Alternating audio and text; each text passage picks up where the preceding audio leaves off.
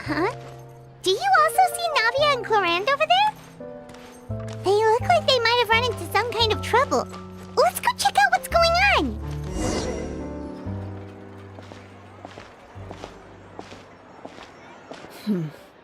Still no dice?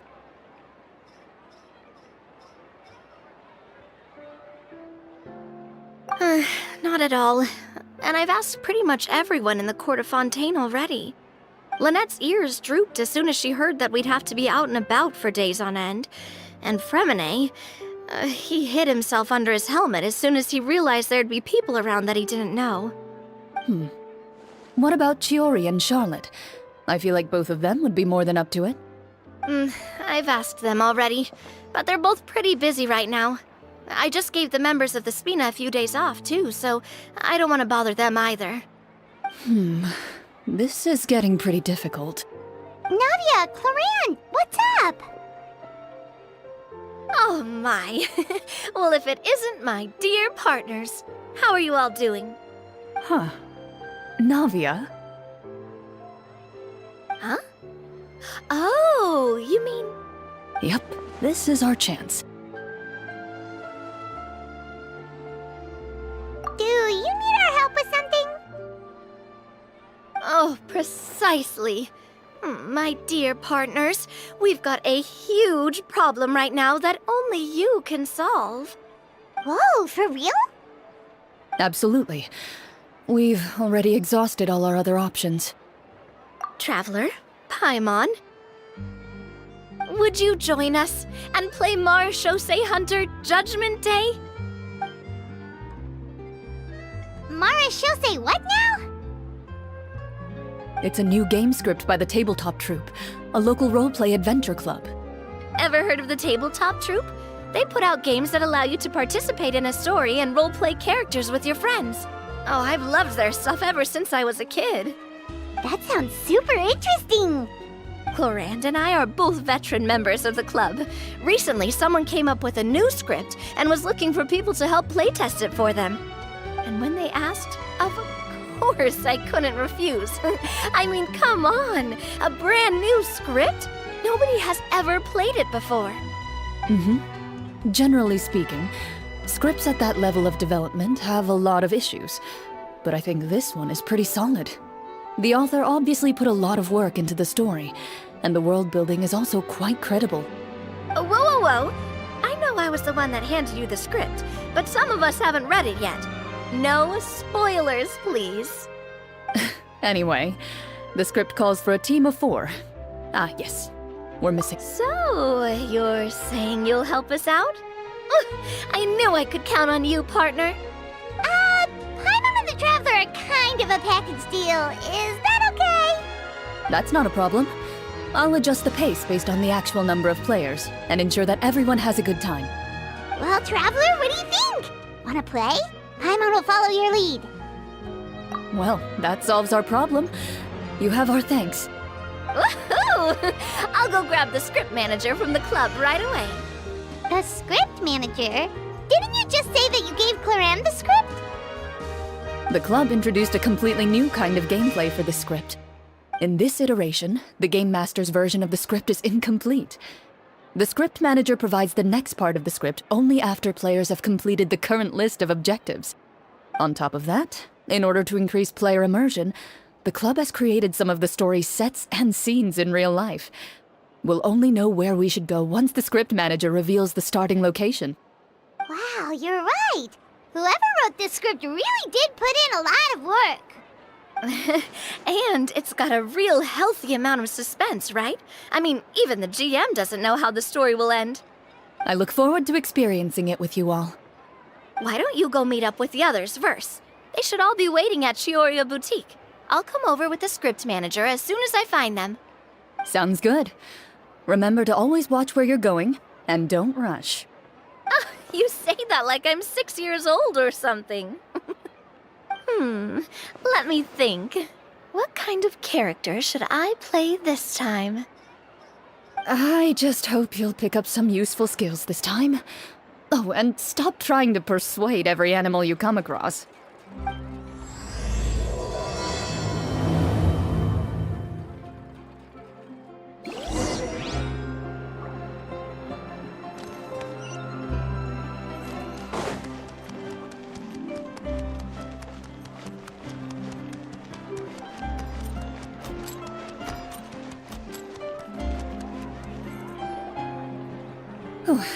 Sorry to keep you waiting. Ah, you're back! Huh? And you've got the Traveler and Paimon with you too! What a pleasant surprise. I assume you'll be joining us for the game then? Linny, Farina! Paimon didn't know you were playing too. Are you also members of the tabletop troupe? I'm more of a casual member if anything. I haven't taken part in many formal club activities. Lynette Fremine and I play something similar at the Hotel Bouffe Tété sometimes, but I'm usually the GM. Still, I'm sure it'll be fun being a player for the first time. I'm looking forward to it. Well, I'm not a member of the club at all. Clorinde simply woke me up first thing this morning, said there was a good script worth experiencing, and asked if I wanted in. If you're interested, I can give you a referral. That should give you a 40% discount on membership fees. I think I'll wait to see how this experience plays out first, especially when it comes to the quality of the script. If it's sufficiently fun, then I'll join. Do you participate in a lot of tabletop troupe activities, Clorinde? You could say that. She's actually one of the few senior game masters of the troupe. Right. I knew about that even when she was still my subordinate. It's nothing. Really, just a small hobby of mine. Wow. Paimon's so used to seeing you be all upstanding and intimidating as the champion duelist. It's kind of hard to imagine you role-playing with a bunch of friends. Surely you jest. I would never intentionally make things difficult for my players. I maintain a clear boundary between my professional and personal lives. The me you see at court represents the law and order of Fontaine. I put all personal feelings to the side and grant a fair duel to all who seek to defend their honor. But in my personal life, I'm just an ordinary person. Someone who feels anger and sadness, just like everyone else. Well, you say that, but for all the time I've known you, I don't think I've ever seen you cry. I've seen you get angry, sure, but now I'm wondering whether you were actually mad or if it just looked that way from the outside. I was probably in work mode during those times. Is that so? Well, in any case, I just feel like even in your personal life, you don't get emotional very often. So you want to see me cry? That might be a little difficult. A show of anger, though, that might be something I could accomplish. No, that's not what I meant.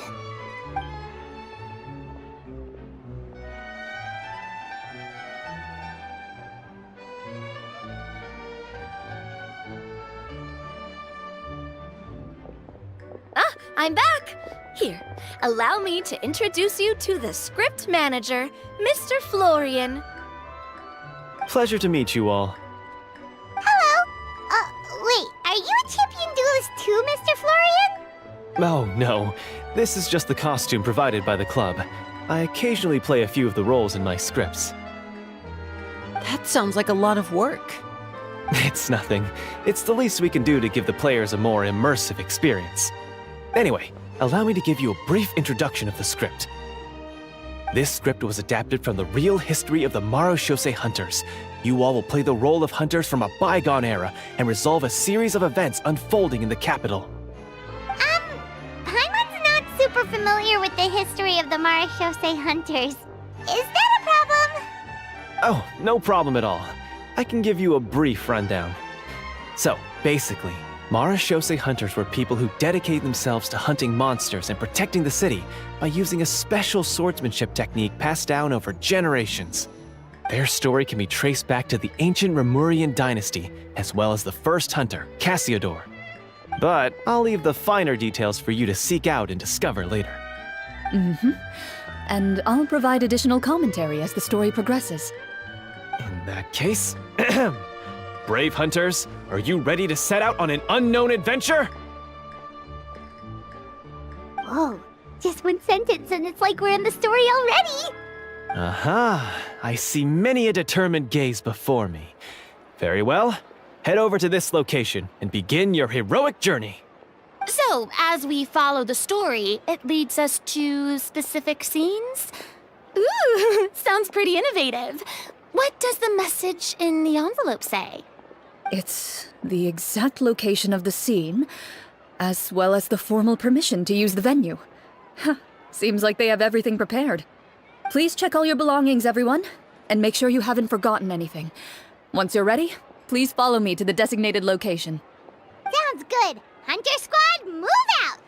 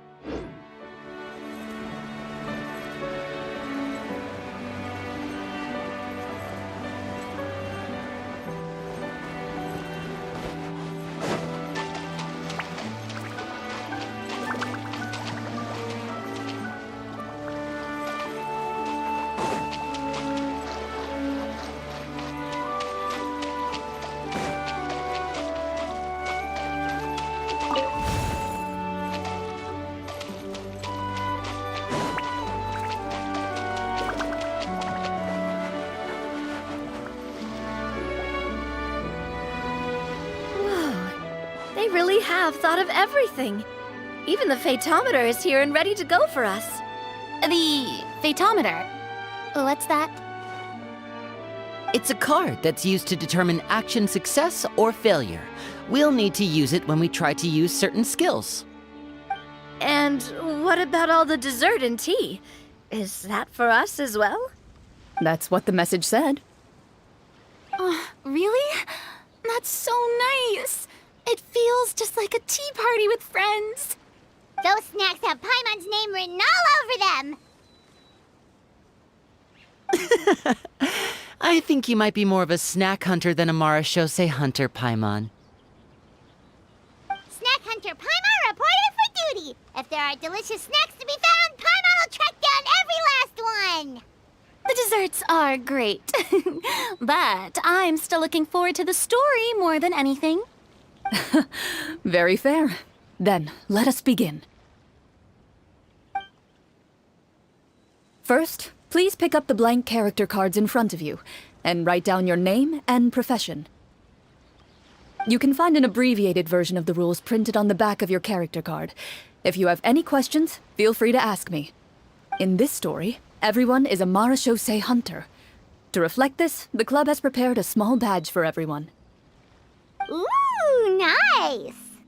As hunters, you have proficiency in swordsmanship and fighting by default, so there's no need to allocate any additional skill points to those areas. Swordsmanship? So there's a fighting part to all of this? Paimon's not sure she can do all that on her own. Maybe Paimon can just stick with you? Why don't you share a character card then? The Traveler will be the Marashose hunter, and you can be her little floating assistant. Huh. Kinda like in real life. So, for the name, do I fill it out with the name of my character? Yep, it can be any name you like. You can use your real name too if you want. I do that whenever I get too lazy to think of a new name. Oh, so it would be like experiencing a different life, but still as yourself. That's not a bad idea. In that case, I think I'll continue to use the name Linny then. Next up is the skill sheet. You have a limited amount of skill points that you can use to learn a number of skills. The more points you invest in a particular skill, the easier it will be to pass associated checks. I'll take Persuasion and investigation. Those are must-haves when it comes to missions like these. Oh, those skills sound like they'd be useful for gathering intelligence. Good idea, Navia. Just as expected of a veteran player. So, should we also take those skills then? Not necessarily. Since we're working together as a team, we could leave the negotiations to Navia and use our skill points to pick up other useful skills. For example, I think I'll take stealth and sleight of hand. That will give us more options if we run into any situations we can't negotiate our way out of. Oh, interesting. I wasn't thinking about it like that. I suppose it's not so different from an acting troupe. Everyone has their own role to play. Let me see. I'll take arts and performance. I'm not quite sure what use they'll be, but I'm not as knowledgeable about the other skills, and I'm not too confident I'd be able to roleplay them well. Well, that leaves us. What do you want to learn, Traveler? Ha! Gotta say, this suits you really well. Nothing boosts morale like good food. Ooh, so you want to help people when they're injured. That's nice of you. So what do you think? Are you sure you want to learn these 2 skills? Let's see. Oh, looks like you each have enough points to choose one final skill. You've all picked such classic skills. It's fine to go a little bit out of the box, you know. Why do I get the feeling she's getting ready to cause trouble? For example, this one here. Summon. Doesn't it sound super mysterious and cool? Oh, I saw that one just now as well. The description says, this skill can be used under certain circumstances to summon characters or creatures that fit the script's world-building rules. The script's world-building rules, huh? But how are we supposed to know what a Marashose hunter can summon? Oh, that's not for us to worry about, my friend. Just learn the skills that interest you, and the GM will take care of the rest. All right, you've convinced Paimon. Let's learn summon then. Paimon can't wait to see what kind of thing shows up. Well, now that everyone's more or less finished creating their characters, we can begin. Since 2 of our players are doing this for the first time, though, let me ask. Would you like to play on easy mode or authentic mode? What's the difference between the 2? Well, in role-playing games, the story sometimes changes based on the decisions of the players and the results of the Fatometer. For example, if you fail a check, that means you cannot use the target skill in that scenario. A critical failure may even result in further negative consequences. If you choose to play in authentic mode, every time you elect to use a skill, you'll need to use the Fatometer to see whether you succeed or fail, and face any consequences that may follow. If you choose easy mode instead, every check will be successful by default, and you won't have to worry about luck playing a factor.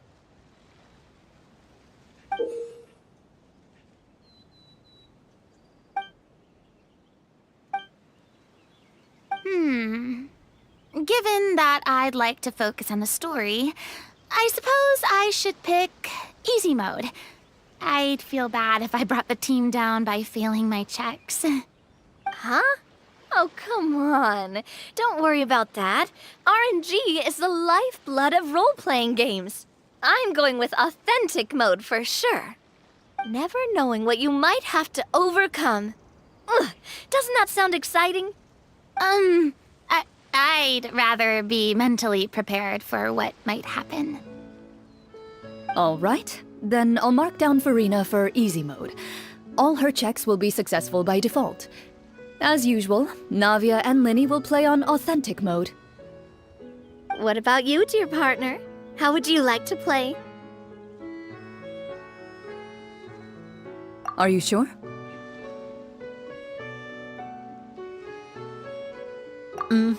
No need to worry about the pesky Fatometer. Pretty good choice if you just want to relax and play the game. Honestly, I don't think Clorinde would make things too difficult for us no matter what the Fatometer says. Isn't that right, Clorinde? No promises.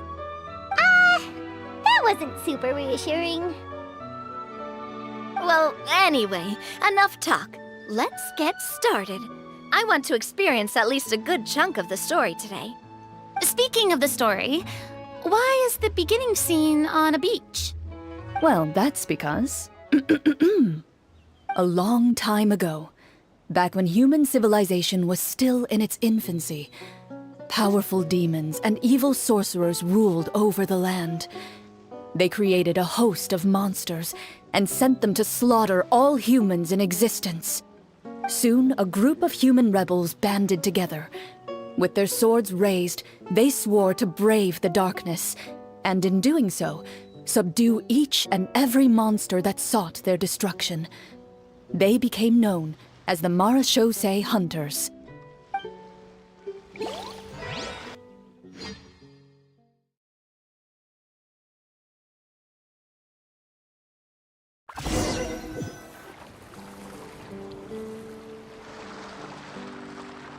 Sometime later, as a member of the Marechaussee Hunters, you receive a commission. Following the address provided on the message, you take a boat and arrive at this strange city. As you inhale, you can taste the slightly salty air of the docks as you begin to survey your surroundings. There aren't many people in the vicinity, but you do take note of a few others who, like you, seem to be sizing up this place. Your eyes meet, and you realize these people are fellow Marechaussee Hunters, likely led to this location after receiving the same commission as you. You're all Marechaussee Hunters too, right? Allow me to introduce myself. The name's Navia, monster hunter by trade and helpful neighborhood businesswoman on the side. What say you to traveling together? We can help each other out on the road. Okay, count me in. My name is Linny. I've been wandering since I was little and picked up a few less than legal tricks along the way. I was adopted by a Marechaussee Hunter and later chose to follow in his footsteps. Is this where you introduce your character to everyone? It sounds like they've done this dozens of times. My name is Farina, and, I grew up in a noble family. I always had a strong interest in performance and the arts. Even though I'm a Marechaussee Hunter, what I really want is to be a performing artiste. Hey, that's really cool. You can do it, Farina. That's exactly how it's done. Paimon is Paimon, a good friend and companion to this Marechaussee Hunter right here. I've been studying medicine ever since I was a child. I want to do my part to eradicate these monsters and use what I've learned to heal others. Oh, welcome. When we face the monsters, I'll make sure to charge in front to give everyone some cover. You can take care of the healing at the back. You open your envelopes at the same time. The message reads, "To the honorable and trustworthy Marechaussee Hunters, our kingdom is currently facing a grave crisis. The lands outside the capital have been overtaken by monsters, and our people are being led astray by forces of wickedness. We beseech you, please help us resolve this crisis and return peace and stability to our home." The layout of this city looks super familiar.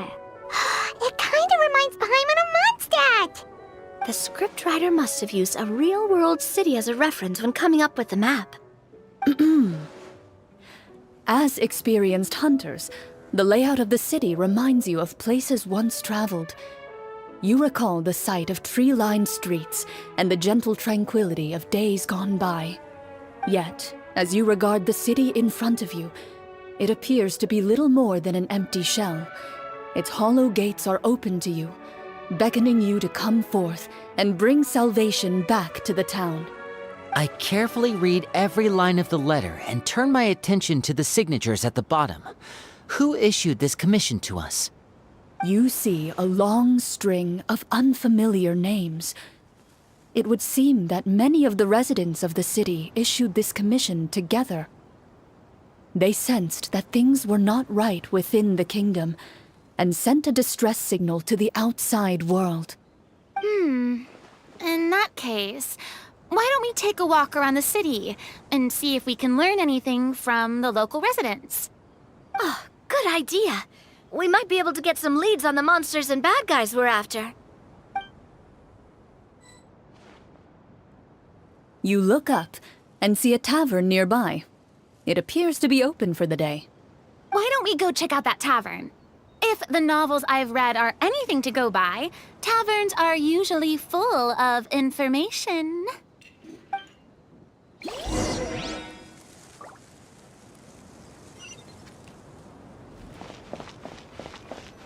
As you approach the tavern, you find a plainly dressed woman standing nearby. She appears to be rather troubled about something.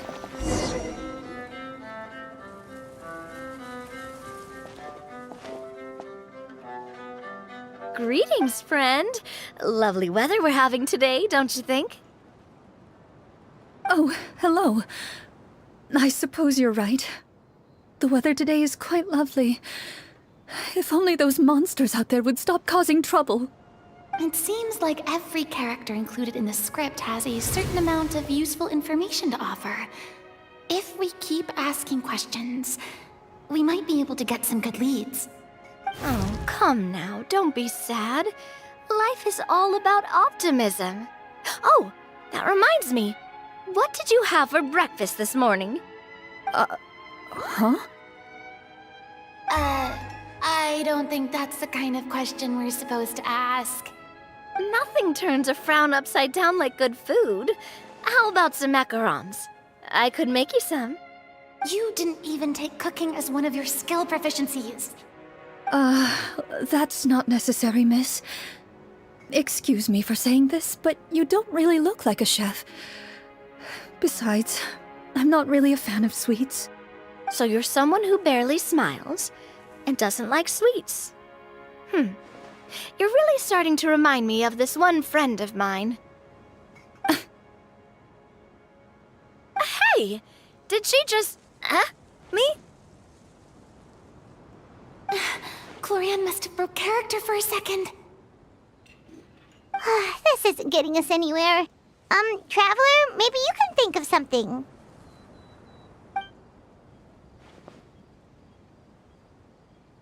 Are you sure? In that case, please refer to the Fatometer.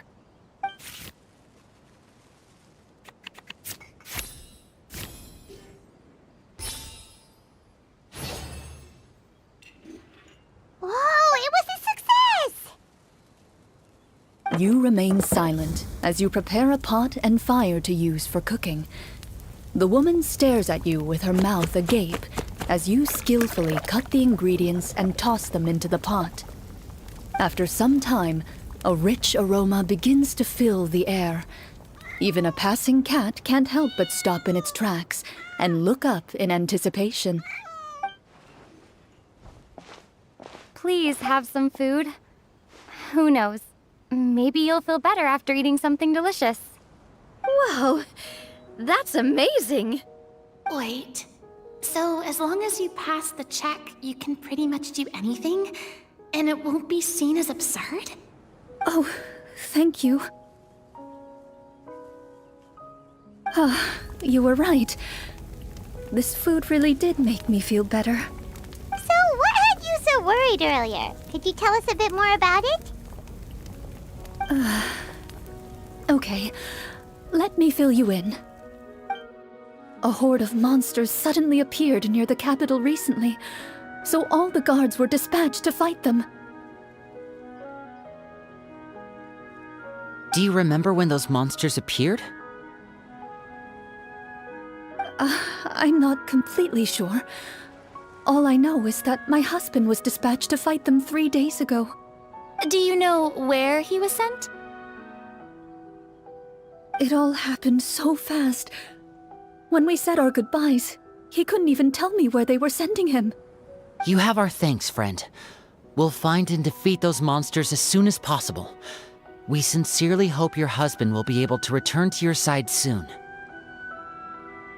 Thank you. Don't worry. We'll find him. Just try to remain optimistic and wait for good news. We don't always get to choose what happens to us. But we do get to choose the little things, like what we eat and how we respond to the things life throws our way. I hope that one day, you too will recognize the power of something as small and inconsequential as a delicious dessert. I'll do my best. You bid farewell to the woman, and continue your journey further into the city.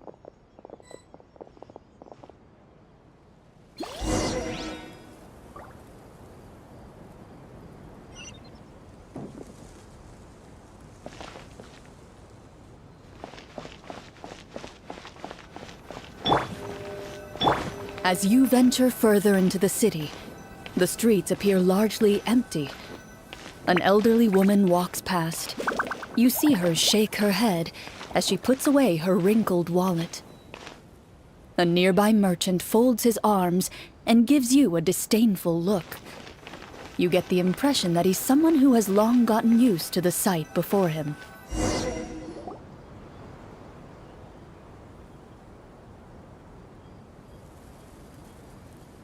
Although he doesn't seem very friendly, merchants are usually a good source of information, right?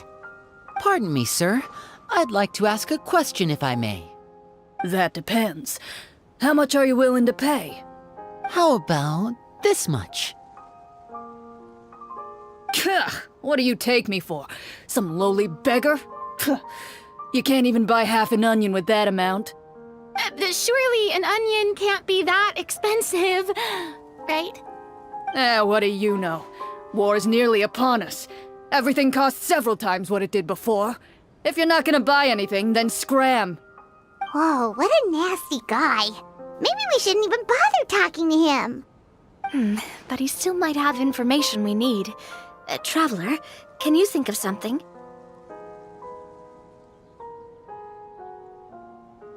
Sir, we came to this city to solve the very problem you seem to be referring to. The war you mentioned, would it happen to be against the monsters outside the city? If you happen to be well informed and know a thing or two about what's going on, we'd appreciate it if you could share that information with us. After all, the sooner this problem gets resolved, the easier it will be for you to do your business.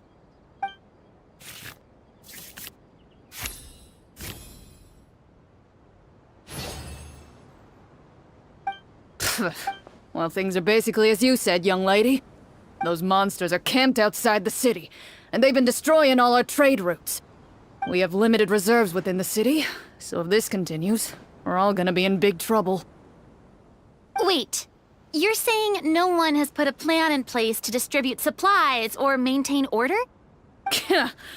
We could all starve, and those nobles in the palace wouldn't even break a sweat. Who knows? Maybe they've been in cahoots with the monsters all along. That is concerning. All right. That's all the information you need, right? Off with you now. I've still got business to do. You know, if you smiled a little more, you'd definitely get more business. And I bet that would make your life just a little bit sweeter. I'm not saying it's guaranteed to work. It's just a tip.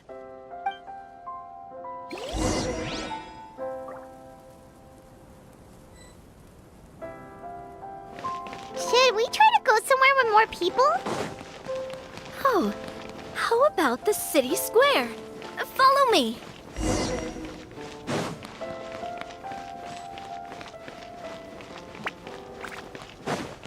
Before you lies the city's central square. You see a man with a slightly anxious look on his face, pacing back and forth, his head hanging low. He doesn't seem to notice your approach. Still immersed in his own thoughts, he shakes his head and lets out a long sigh. This guy seems promising enough. Maybe I can get some information out of him. Hello, sir. Is there anything I can do to help you? Wait, you're... I'm... Oh, dear goodness!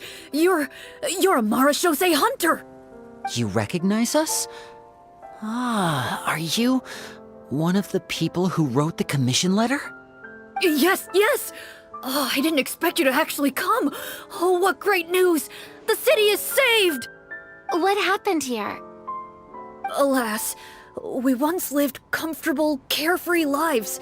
This city used to be free of monsters. The first Marashose hunter, Casiodor, the Golden Hunter, he was the one who drove them back. However, monsters have once again surrounded the city. Perhaps the seal that kept them at bay has lost its power. Or perhaps an evil sorcerer has been meddling in our affairs. All I know for sure is that their return has stripped this city of any chance at peace. Are there not enough soldiers to drive them out? It's not a question of numbers. The guards simply have no idea how to deal with them. Most people my age have never even seen one of the monsters, much less been trained to fight against them.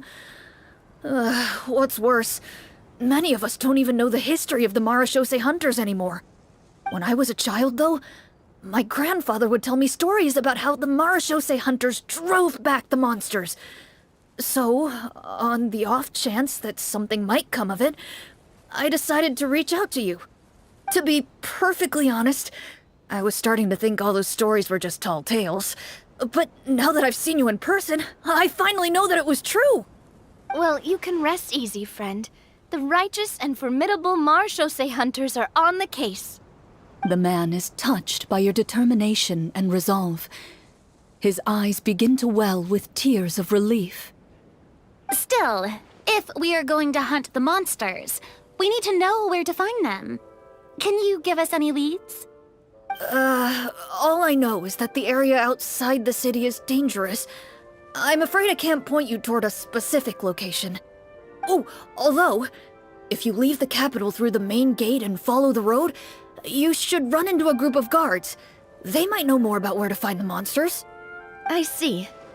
We'll go look for them then. All right, be careful. Oh, and one last thing.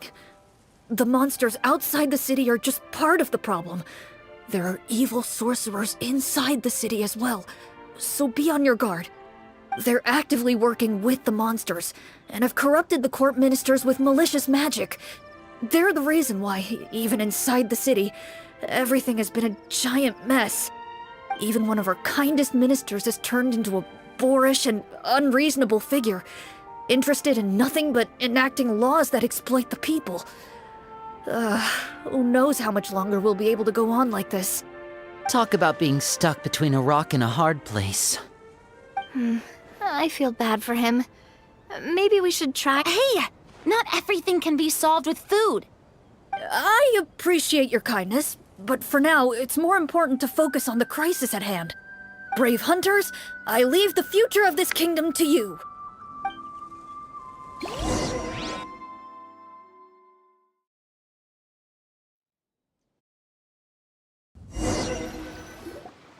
If I understood correctly, there are currently 2 problems in the kingdom that need solving, right?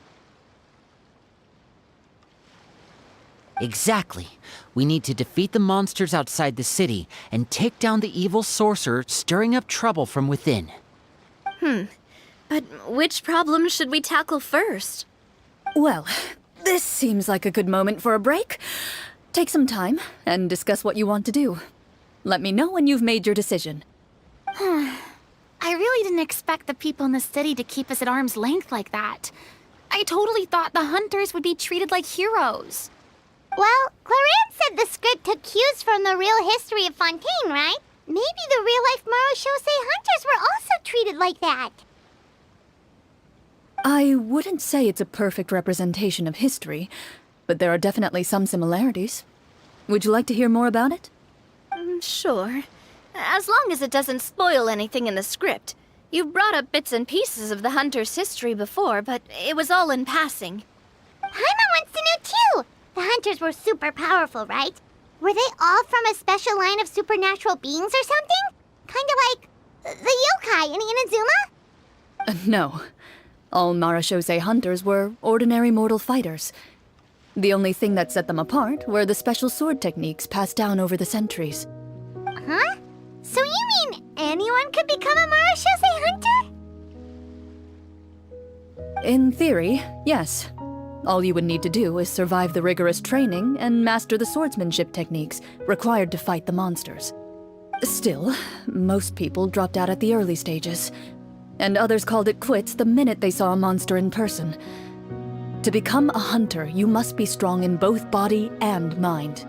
What kind of monsters did the hunters fight exactly? Oh, and the evil sorcerer the script mentions. Did they exist in real life too? The land of Fontaine once played host to an ancient dynasty known as Remuria. After that dynasty fell, monsters began to appear, intent on obstructing humans from establishing a new social order. One of the ancient sorcerers of Remuria used his power to assemble a formidable army of golems. He sought to use that force to establish himself as king. Now, wait a second. Don't tell me that guy was the inspiration for the evil sorcerer in the script. We still haven't found any in-game information on him yet. So, why don't you talk about someone else for now? Well, I wasn't planning on going into anything you might be able to find out in the game. But if you want me to talk about something else, then... How about Casiodor, the Golden Hunter? Or Egeria, the ex-Hydro Archon? Wait, but those people are all from a super long time ago. Where did you learn all this, Clorinde? From my master. Huh. By master, you mean Miss Petronia? Someone you know? Absolutely. Miss Petronia and my father were good friends. Back in the day, she would often bring Clorinde over to play, but then... Let's not get off topic. Anyway, back to what I was saying. Responding to Egeria's call, a number of warriors followed Casiodor into battle against the monsters. This group of warriors, under Casiodor's leadership, became known as the Marashose Hunters. Yet, as Fontaine entered an era of peace, their work gradually became obsolete. The Marashose Phantom, originally an association made up of hunters, eventually came to be predominantly comprised of Melusines. Ah, I see. That explains why most of the people in the script have forgotten the hunters or think of them as nothing more than a legend. Is that really a bad thing, though? It can get tough always being the one shouldering everyone's expectations. Depends on who you ask, I suppose. If the name of the organization no longer commands respect, investigative work is bound to suffer. Speaking of investigations, which problem should we tackle first? Monsters or evil sorcerer? I vote monsters. That's the main duty of the hunters, right? We can come back to the sorcerer later. Well said, Miss Farina. Plus, if the sorcerers really are the masterminds behind this whole thing, defeating the monsters could give us some clues on their intentions as well. What about you, partner? What do you think? It's decided then. All right. After some discussion, you decide to turn around and head out of the city.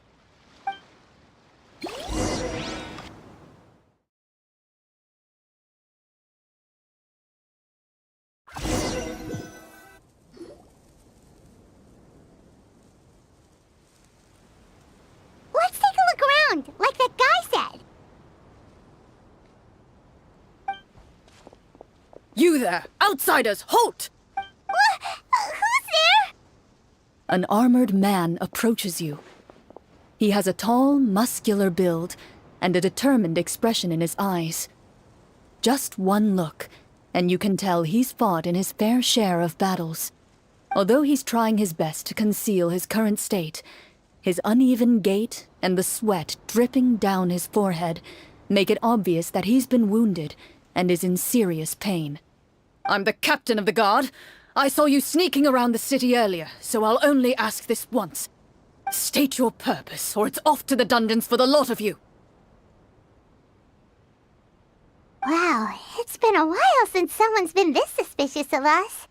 I said talk, not whisper between yourselves. Have you ever heard of the Marchese Hunters? Marachose hunters? Ha! That fairy tale, you mean? What, you expect me to believe you're one of them?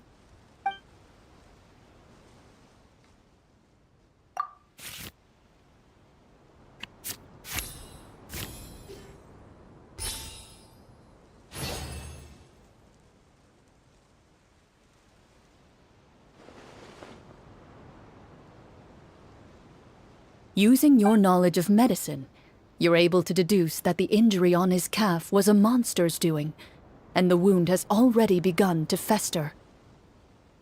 As you check him over, he looks at you with suspicion and retracts his injured leg further back. I'm a doctor by trade. Please let me redress your wound. You don't have to suffer like this.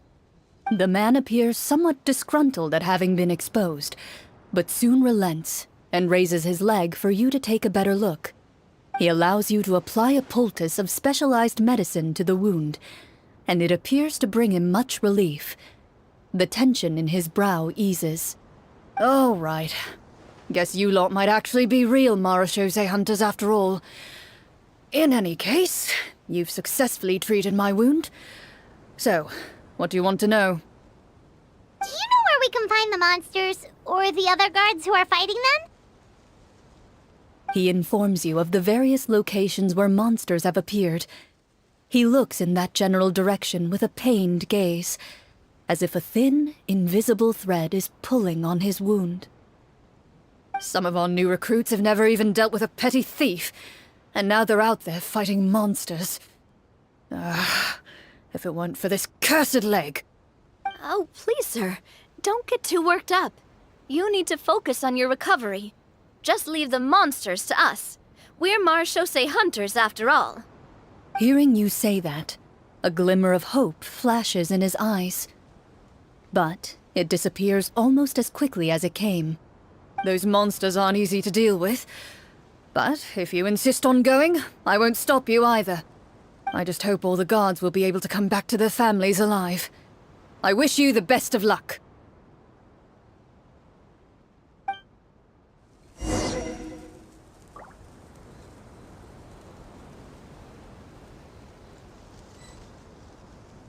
Based on what the captain said, the monster should be right up ahead. Let's go. Hopefully we're not too late.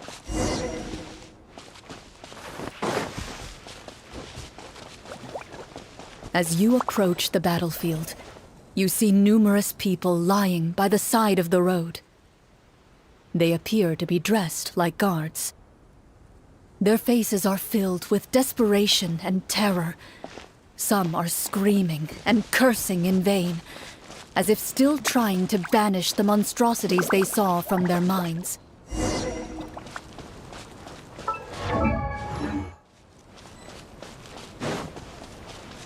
A few of the wounded look up at you in shock and disbelief.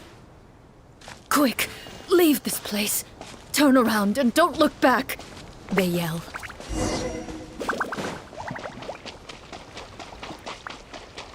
It doesn't seem like there's any information to be gained from the area up ahead. You conclude that this area is best left unexplored at this time.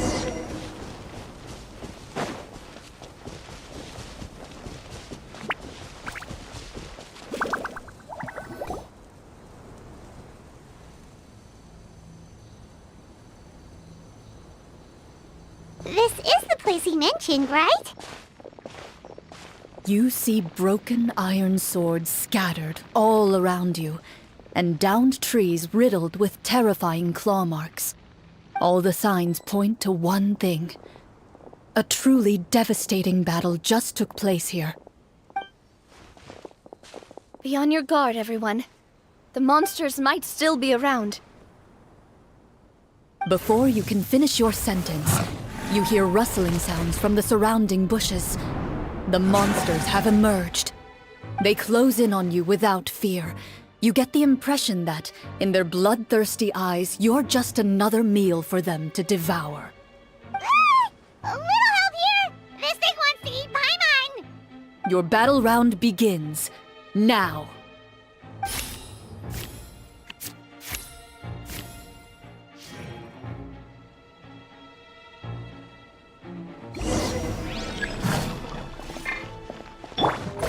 me with praise! Let my name echo! A proper send-off! From the Spinowith coming out! The next battle round begins now.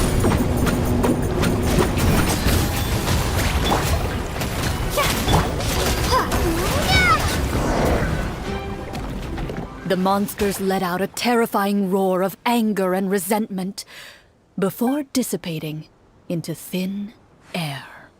Oh, thank goodness it's over. We're lucky the Marashose Hunter class came with all those preset skill points. Otherwise, we would have been in some real trouble. I never knew the Fatometer even determines the amount of damage you inflict. If you get unlucky, isn't it just game over right then and there? That's part of the fun. The uncertainty of fate is what gives these games their appeal. Just as you begin to celebrate your victory, a suspicious lump on the ground catches your attention. A suspicious lump? Wait, could it be the thing that appears after every battle? I walk up to it, crouch down, and begin to carefully examine it. I've still got my right glove on, so it should be fine for me to touch it, right? As you investigate the mound, you discover that the exposed portion appears to be made of wood. It was previously obscured by the large form of the monsters. With the monsters gone, the small protrusion now awaits your discovery, poking out of the ground like a shy flower bud. Ooh, it's a treasure chest!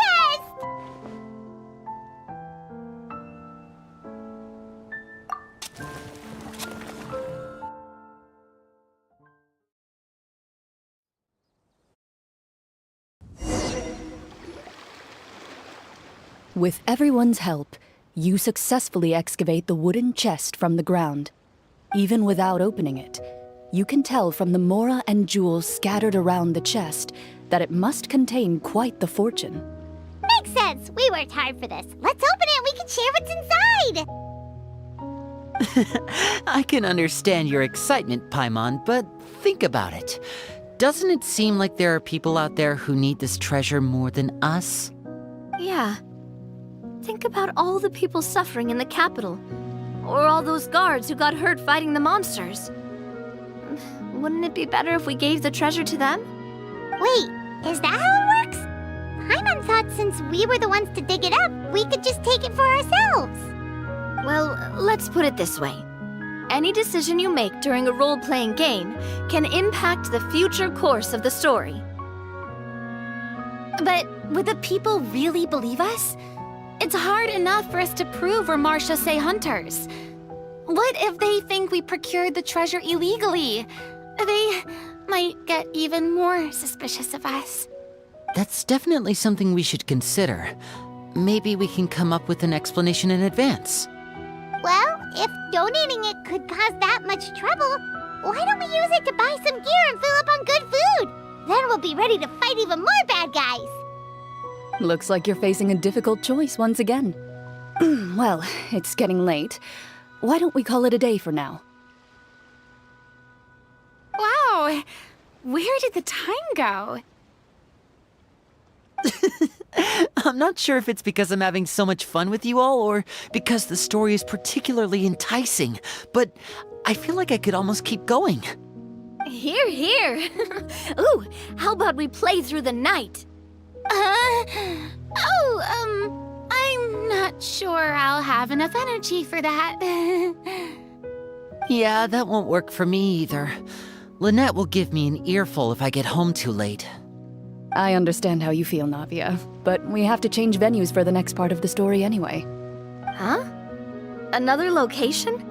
Mm-hmm. There's a special note for the GM at the end of this section that says to proceed to an indoor set for the next part of the script. Whoa, they really pulled out all the stops for this new script. Well, even if we end the game for the day, we can still stay a little longer and hear Clorinde finish her story, right?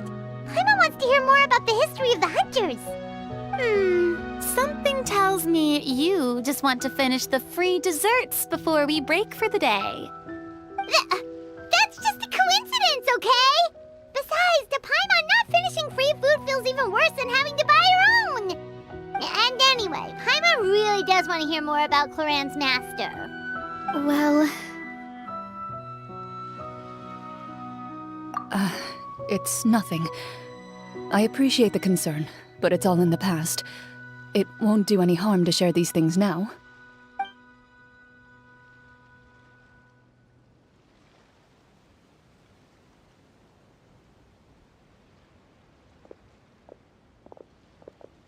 My earliest memories are of living with Master. According to her, she saved me from certain people of ill repute. My birth parents had left me behind some time before that. What a heavy beginning for a life story. Master was a fascinating individual, if inexperienced in the ways of raising children. My first ever toy was a short sword. Although I suppose it wasn't so much a toy as something Master removed from her waist and handed to a noisy child in need of distraction. Oh, wait, so she handed an actual sword to a child? Isn't that dangerous? Did you hurt yourself? Of course I did. I cut my palm and bled quite a lot. But Master was not concerned. She just stood there and casually lectured me about it. See, that's what you get for not holding the sword properly, she told me. She then crouched down next to me and said, "Give me your hand. I'll teach you to bandage this wound. After that, it's time to learn how to truly hold a blade." Excuse me for asking this, Clorinde, but how old were you exactly when all this happened? Probably around, 3, give or take. 3? Isn't that when most kids are still struggling to hold a fork? As I said, Master was rather inexperienced in the ways of raising children. She believed trial and error was the best way to teach a child what they're capable of. I'm not so sure this is a question of experience. I didn't see anything wrong with her ways at the time. And anyway, children don't get to choose how they're raised.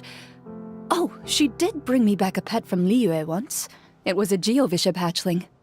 A Geovishap hatchling? For a pet? That seems even more dangerous. What she said was this: make sure to get along, you two. If you really can't agree on something, just settle it with a fight. Whoever loses is the real pet. And how old were you when this happened? 5. Well, did you win? No, I lost. So you're saying you actually became the Geovishap's pet? Yes, but only for a week. By the end of that week, I defeated it in combat, and we've shared a cordial relationship ever since. That really doesn't sound like the kind of childhood someone should have. Later on, I gradually understood that Master most likely didn't know any other way to raise a child.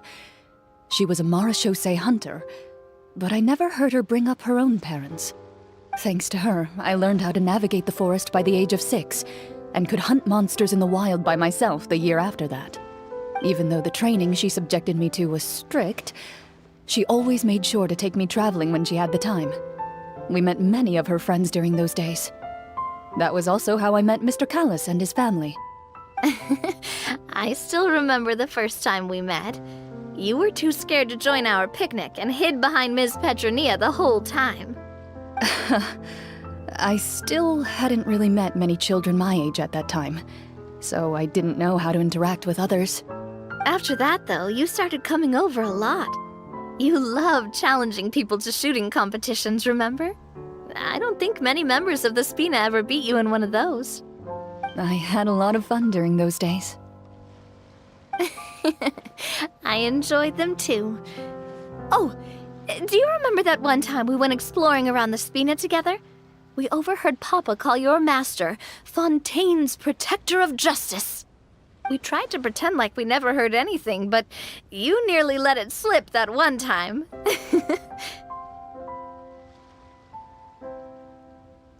Protector of Justice?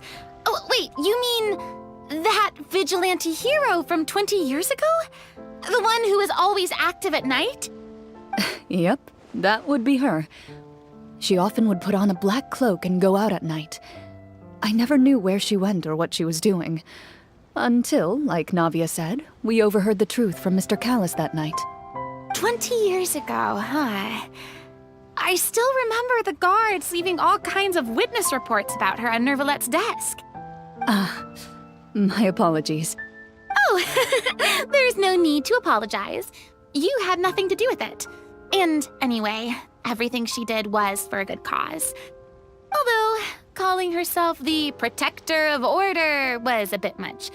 Especially when she deliberately operated outside the law. Huh? When did the Protector of Justice become the Protector of Order? Oh, she had a bunch of code names. I heard she would just come up with a name on the spot whenever she was asked. Later on, she probably got sick of answering those questions and decided to stick to just two. The Protector of Justice and the Protector of Order. That sounds like her, all right. I bet she forgot which of the two she'd use by the time she got back each night. Well, she certainly sounds like a fascinating individual. With her strong sense of justice, it's no surprise her student followed in her footsteps. It's true. I always wanted to become like her. Someone powerful, independent, and with a strong sense of conviction. But...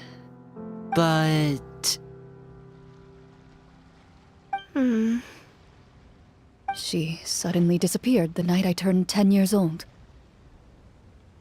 Disappeared? What happened? I have no idea. She didn't even leave a note. I was never able to find out where she went. That night, I was celebrating my birthday at Navia's house. But Master never came to pick me up. When I returned home on my own, it was to an empty house. When she still didn't appear after a few days, I went to Mr. Callis's house to ask about her whereabouts. But he only shook his head. Papa probably didn't know either.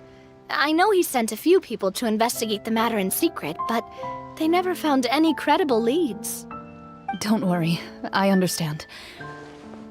To be perfectly honest, given Master's personality and way of doing things, it all made a lot of sense. If I had to guess, I'd say she probably used it as an opportunity to force me to become independent. Just like how, when a litter of kittens reaches a certain age, the mother willingly leaves them behind. Were you upset, Clorinde?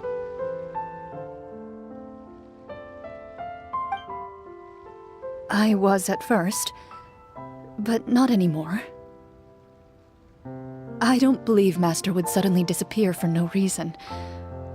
There must have been something she just had to do. Well, despite everything, you still managed to follow in her footsteps and become the greatest champion duelist in all of Fontaine. You're practically a living symbol of law and justice. I suspect my position would be far too by the books for her. Master always did whatever she pleased. But you're right. I suppose I do take after her in some ways. Who knew Clorinde had such an interesting past? I never had the chance to ask her about it before. And I wonder... if Clorinde's master were the champion duelist back then... would that duel against Mr. Callis have gone differently? Oh no. Judging by the atmosphere, Clorinde and Navia are probably thinking something similar. The mood just got super awkward all of a sudden. Well, anyway... Would you look at the time? It's getting dark, so we should probably call it a day for real this time. If we keep talking like this, we really will be here all night. I had a great time today, Miss Clorinde. Thank you for being our GM. Anytime. The script was good, but I've got to say, your childhood stories were even better. Hey, you should tell us more about that fight against the Geo-Bishop sometime. Maybe your master was onto something. You could be right. What does she mean, onto something? I certainly don't know any 5-year-olds who want to fight a bishop in their spare time. Guess I'll head back as well.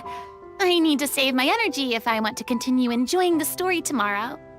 You're that excited to hear about my fight with the bishop? I was talking about the script.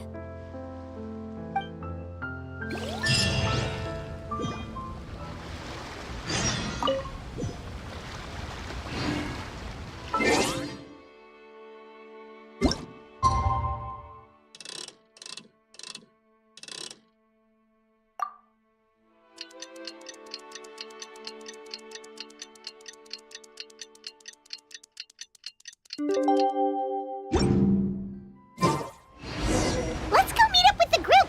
Paimon's...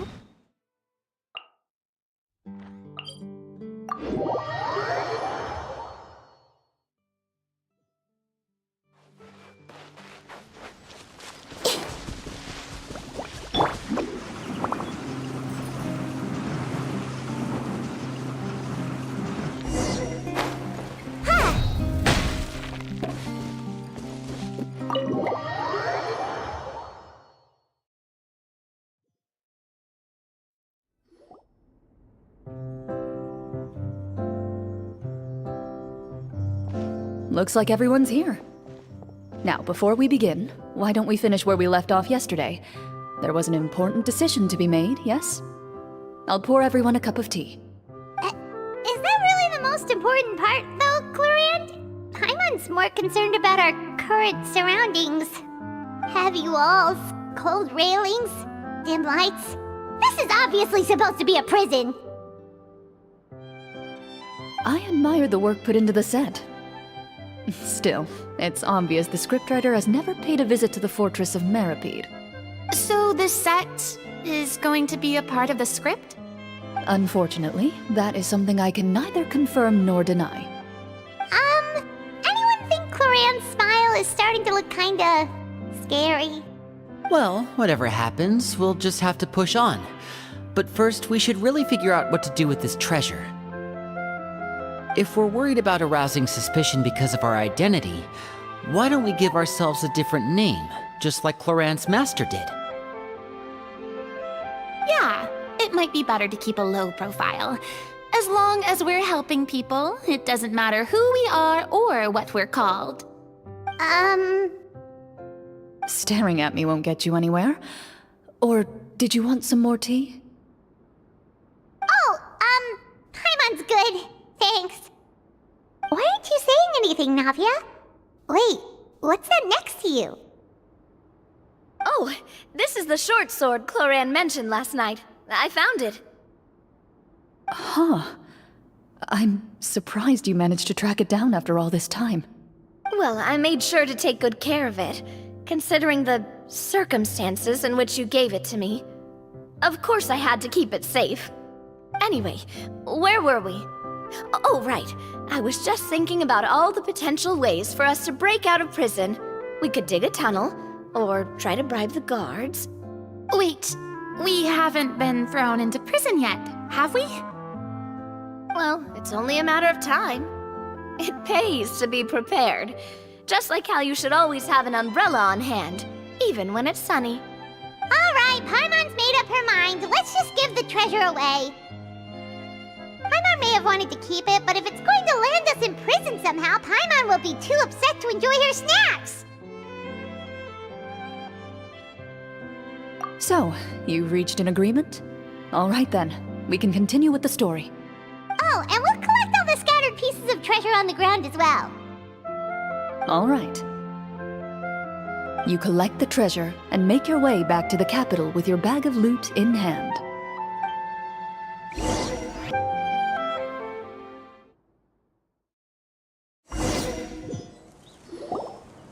The city is still shrouded in a gloomy, oppressive atmosphere, but your spirits are surprisingly high. In places where sunlight struggles to reach, you generously share your wealth with the children, the elderly, and the poor in urgent need of help. Thank you, kind soul. The elderly woman's look of gratitude follows you, as you walk away, her eyes never leaving your back until you move entirely out of sight. However, there's still quite a bit of Mora remaining. It appears you haven't made much progress. She's probably trying to tell us to speed this up. We need to hurry up so we can address the sorcerer problem. Should we go find that man again at the square? He seemed like a pretty responsible guy.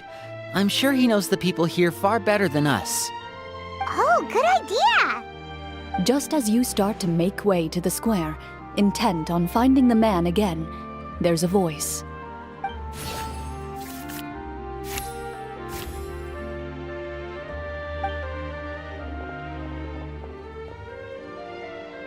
Please wait, distinguished guests. Several strange guards suddenly call out to you.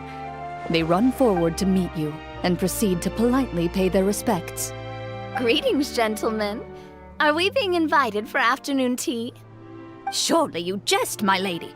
That would not be our place. It is His Excellency the King who requests to meet with you. Please come with us.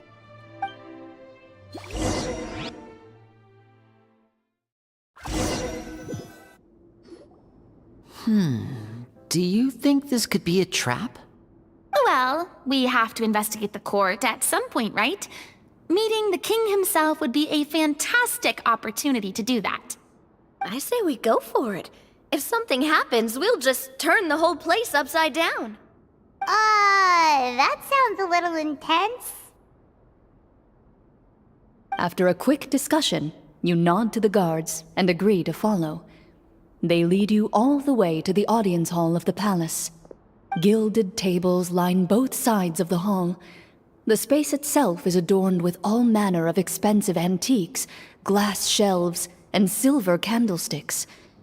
The items appear quite ordinary in size and dimension, yet their presence somehow makes the emptiness of the hall feel even more surreal and ominous. Wow, it's so luxurious!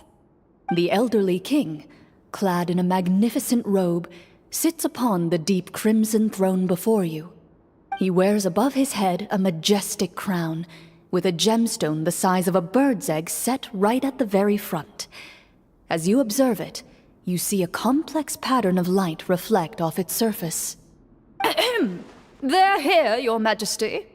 A man dressed in dark clothes, likely a minister, shields his mouth with his hands and bends down to whisper a few words to the king.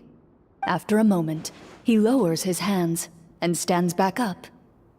His gaze shifts to fixate on your group, but he does not move from his place at the king's side. The king does not appear entirely aware of his surroundings. The man by his side, though. We should keep a close eye on him. The king remains still and says nothing. The minister is the one who speaks. Esteemed guests, allow me to thank you for coming to our faraway kingdom. Unfortunately, His Majesty the King finds himself quite exhausted from work. So please allow me, his Prime Minister, to welcome you in his stead. I've heard tell that your group, the Marechaussee Hunters, used your exceptional ability with the sword to repel the monsters near the capital. Such a great deed deserves to be rewarded. However, seeing that I was not fortunate enough to observe such a feat with my own eyes, you'll forgive me for seeking to verify the truth by speaking to you myself. Well, we've got nothing to hide. You brought us here to talk, right? So we'll just explain what happened.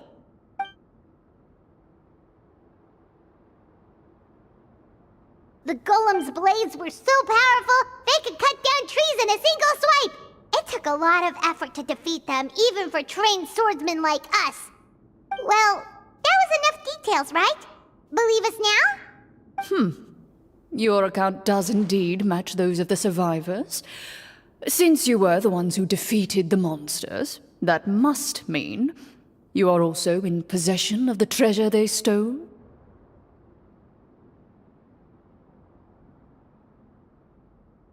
Well, we did take the treasure, but... How did he know about the treasure? Then I must ask that you return it at once. It belongs to the kingdom. Wait, but didn't you just say that our great deed deserved a reward? Shouldn't the treasure be considered a part of that? Yes, that was indeed what I said. But you seem to have forgotten a very important distinction. Only that which is freely given by the king can be considered a reward. Taking the rightful wealth of a kingdom without said permission, on the other hand, is a crime. But that's completely unreasonable. Yeah, that makes no sense! If it weren't for us, the treasure would still be buried underground somewhere! Maybe so, yet the fact remains. You tried to dispose of the treasure without reporting it to the court and without receiving permission, yes?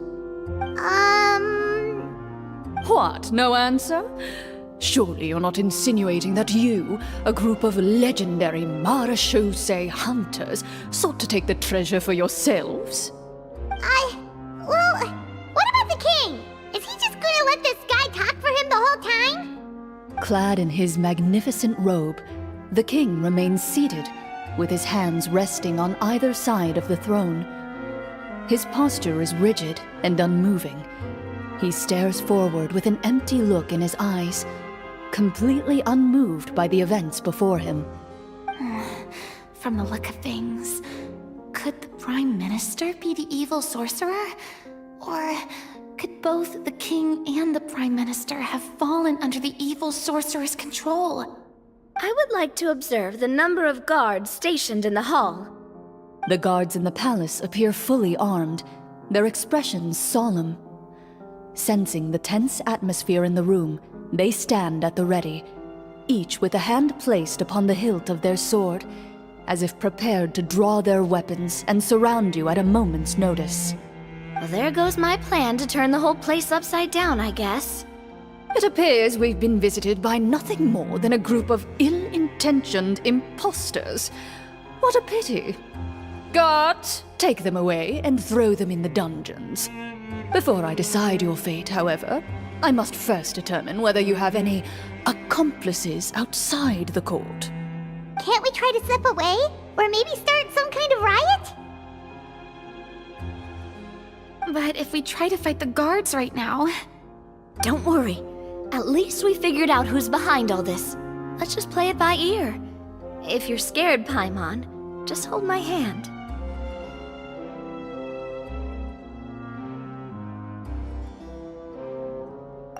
Thanks, you guys. You allow yourself to be led away by guards surrounding you on both sides. It's only when you begin to feel drops of water falling from the dungeon ceiling and smell the stench of death and decay all around you that you finally realize you've stepped into a completely different world. Stay here and don't try anything funny. The guards lock the cell door and leave without looking back. Wait, sir! Your voice echoes through the dark hall, but the only response you receive is the sound of water dripping from the ceiling. No! What should we do now? Carve out a new path of fate with our own two hands, of course. I draw my weapon. You reach toward your waist, but find nothing there. You now recall that your weapons were confiscated before the guards locked you in the cell. The bag of treasure along with them. What about that knife I hid in my boot? When did you hide it in there?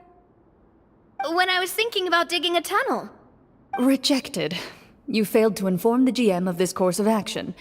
Moreover, the guards would have conducted a thorough search before throwing you in prison. And the keys to the cell aren't anywhere to be seen? Correct. You don't even feel a lock hole on the cell door. Well, there goes all our plans. Indeed. Huh? Why are you the one saying indeed? Because that statement holds true for me as well. This is where the script ends. What? But that's a terrible ending! Generally speaking, this should be the point where the scriptwriter gives the players some kind of hint, or gives the GM some kind of code for how to move forward. I mean, maybe they just really wanted us to be immersed in the feeling of being in prison. Like, they'll only show us the way out once we've grown truly and utterly desperate? That is a possibility. If only there were desserts and tea in real prison. Oh, wait, guess that's kind of how the Fortress of Meripede works if you're lucky. Oh, before I forget, Navia, the short sword you had with you earlier. I took a closer look, and the craftsmanship doesn't appear to resemble anything from this era. If I remember correctly, that style was last in vogue several hundred years ago. Wait, Clorinde said that sword used to belong to her master, right? Does that mean her master has been alive that long? I doubt it. The way she went about things often made her seem childish more than anything. I'd say the sword was most likely an heirloom passed down over time. Hang on. A precious heirloom passed down to you by your master. And you gave it to me just like that? You weren't worried I might lose it? Master left many things to me when she disappeared. There was the sword, an old key, and a good amount of junk she probably just didn't want to take with her. I gave you the sword back then, because I didn't want our friendship to end. Wait, when did this happen exactly? After the duel. Between Mr. Callis and myself. Before that, Clorinde would have meals with us and even stay over at the Spina some days. She was on great terms with Papa as well. After the duel, though, there was a period of time where we simply didn't know how to face each other. She entrusted this sword to me, and never came back. We were both sad, and conflicted, and totally overthinking everything as a result. Whenever I looked at this sword, I couldn't help but wonder if Miss Petronia had never introduced us to each other at that picnic. Maybe part of the sadness I was feeling could have been avoided. Back then, it felt like I hadn't just lost a father, but a close friend as well. No one can change the past. The most important thing is that you two found your way back to each other and can enjoy things like this together. Yep, you're right. I'm sorry, you two.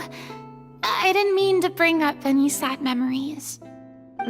Think nothing of it. No one here is at fault.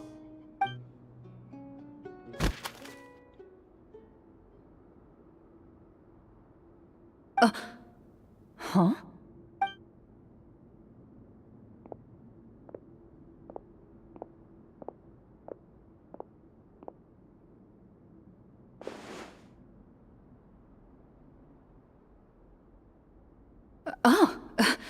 Looks like the next part of our script is here. Perfect timing. The situation was really starting to get desperate. And not just because of the prison thing. From Clorinde's face, Paimon really can't tell if it's good news or bad news. Water continues to drip from the ceiling. In this lightless dungeon, you lack a reliable way to tell how much time has passed. Eventually, you get used to the unpleasant odor of straw, mold, and rust, and find yourselves alternating between fits of drowsiness and despair. Suddenly, you hear footsteps outside the door. Heads up, everyone. Someone's coming. Gather close, everyone, and keep your voice down.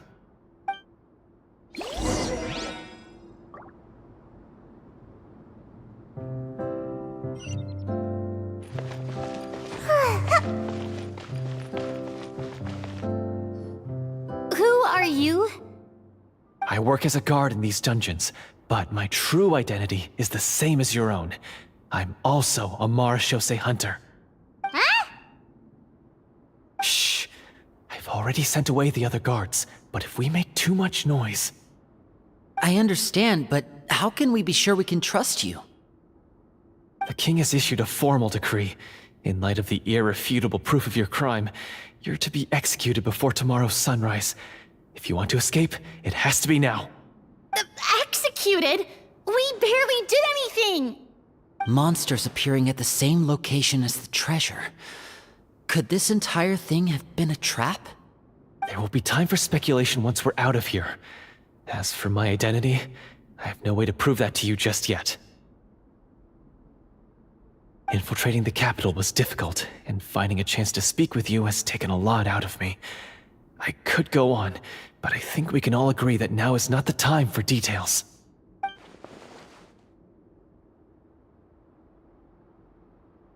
Have you seen our weapons anywhere, sir? Don't worry, I brought them with me. They're just behind the door.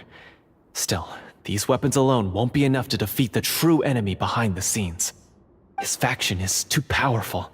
The guards are all under his control, and he's even stationed a number of golems in various rooms throughout the palace.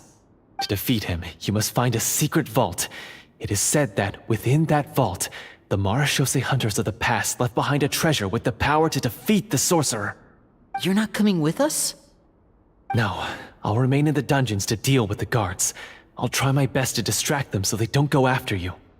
As long as my identity is not revealed, I'll be able to aid you when the final battle comes. In that case, please stay safe. Thank you for your concern.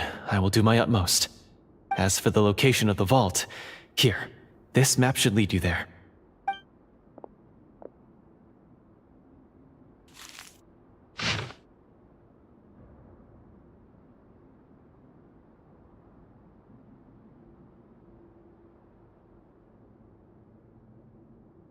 Got it. All right, once I open the door, remember to stick close and refrain from making any noise. I'll lead you out of here as quickly as possible. You now have the chance to restore the honor and legacy of the Marechaussee hunters. So please, get out there and reclaim what's ours. And be sure to exercise caution. With the help of the guard, you successfully escape the dungeons. Your sense of despair and anxiety both seem to fade as you continue your quest.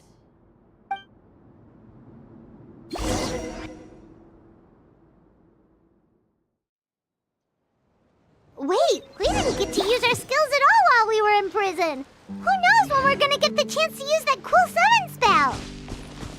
That is a pity, but we can only continue to move forward. I'm out of here!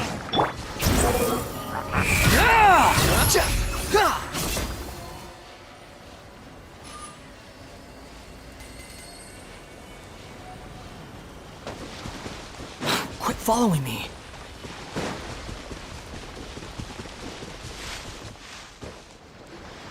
This should be the place marked on the map. This bit of rock certainly looks suspicious. Well, I'd say an investigation's in order then.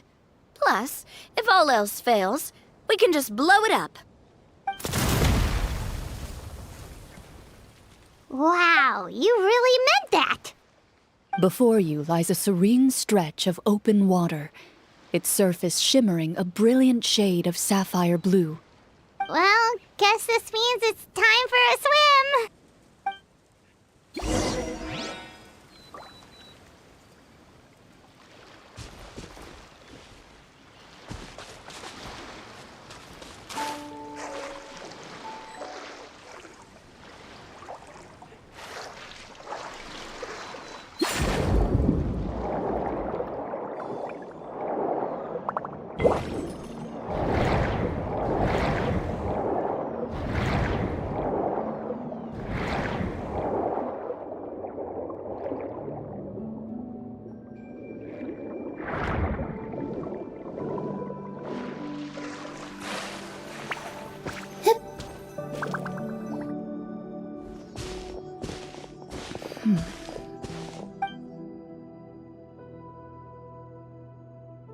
What's the matter? It's nothing. As you step into the cave, you find yourself in an eerily quiet space. Before you lies a narrow passageway that appears to trail off endlessly into the distance.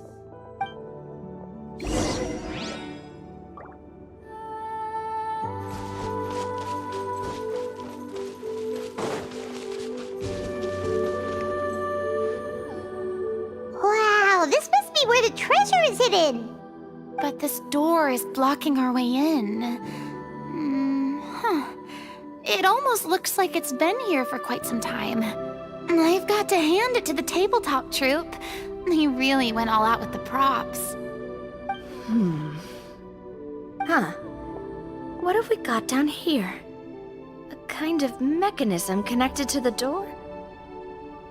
Ah, it looks like we might have to arrange it into a certain pattern. A pattern on a stone door. That's something Master mentioned before. Is something wrong, Clorinde? After a long, difficult journey, you finally arrive at the location indicated by your map. It appears to be an ancient site of some sort, where treasure likely awaits. Your surroundings are exceedingly quiet and serene, as if the secret that slumbers here has never once been disturbed. If you listen closely, you can almost convince yourself you can hear the sound of its calm, gentle breathing. That description makes Paimon feel kinda bad for disturbing this place. We're doing this for the sake of the people, to free them from the evil sorcerer. I say it's time for this treasure to once again see the light of day. Linny's right. We need to keep going. The future of the kingdom depends on it. The next part of the story requires us to solve the puzzle, right? Let's start exploring the area. Yes, that should be fine.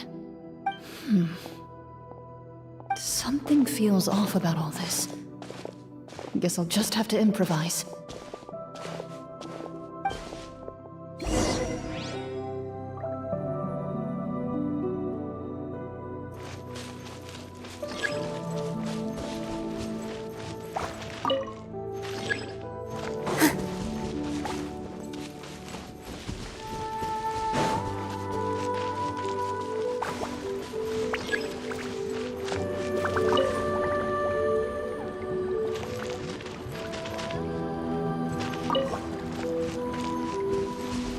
I found something!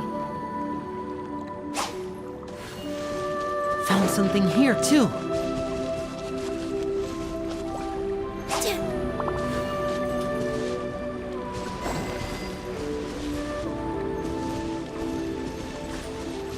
Same here.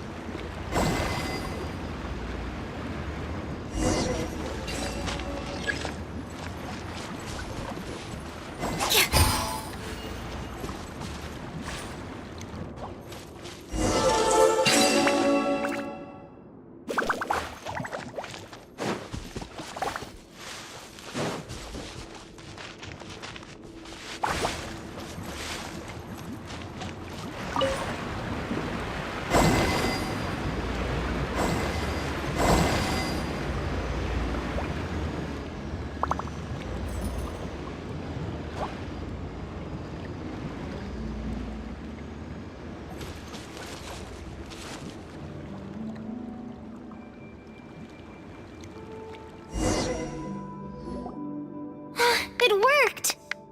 Something just appeared. Some kind of new mechanism, maybe? By solving the puzzles, you prove yourselves worthy of inheriting the secrets of the past. At the end of each puzzle, you're rewarded with With?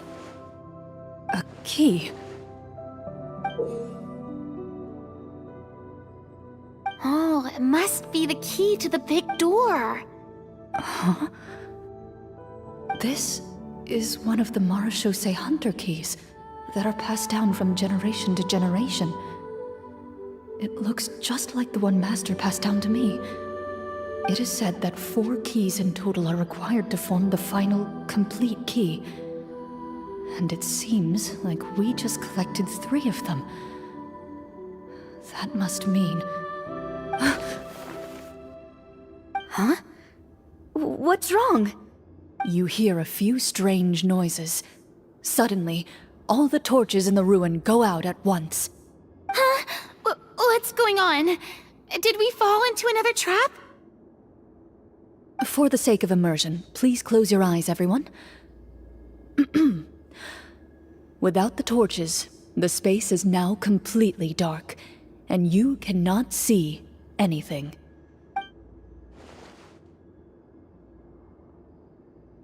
But Paimon can still see a little bit over here. Oh, right, sorry. Suddenly, you hear the sound of footsteps pierce through the darkness. There's someone else here? Oh, this is so unsettling. I can't see anything. I've been discovered then. Wait, that voice, it's... You recognize the voice as belonging to the guard who led you to this place. It appears he now covets the treasure for himself, and has come to stake his claim. Oh, so this is just part of the script. Then I can probably relax. Well, if we can't see anything, that means we can't fight to the fullest of our abilities. Should we retreat for now? Judging by the way he's holding his sword, he must be a real Marashose hunter. But this isn't part of the script. Retreat? That's not the hunter way. If it's dark for us, then it's dark for him. We choose to fight. Your choice is noted. Please keep your eyes closed until I tell you the torches have been relit. This battle will be in the dark. You got it. Well then, let us begin.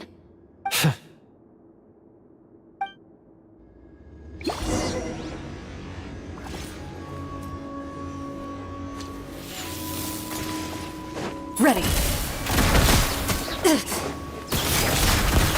I'd like to try to hit him with my sword. Your strike is successful. Is he still standing? Goodness, he sure has a lot of HP. Is it over? Can we open our eyes now? The enemy is strong and relentless, but the battle is nearing its end. The torches have not been relit. What about now? Final strike. Ha!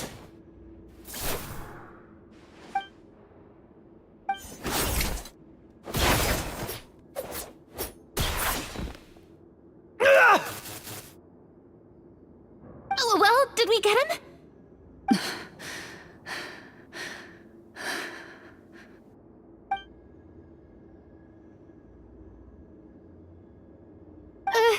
Clorinde?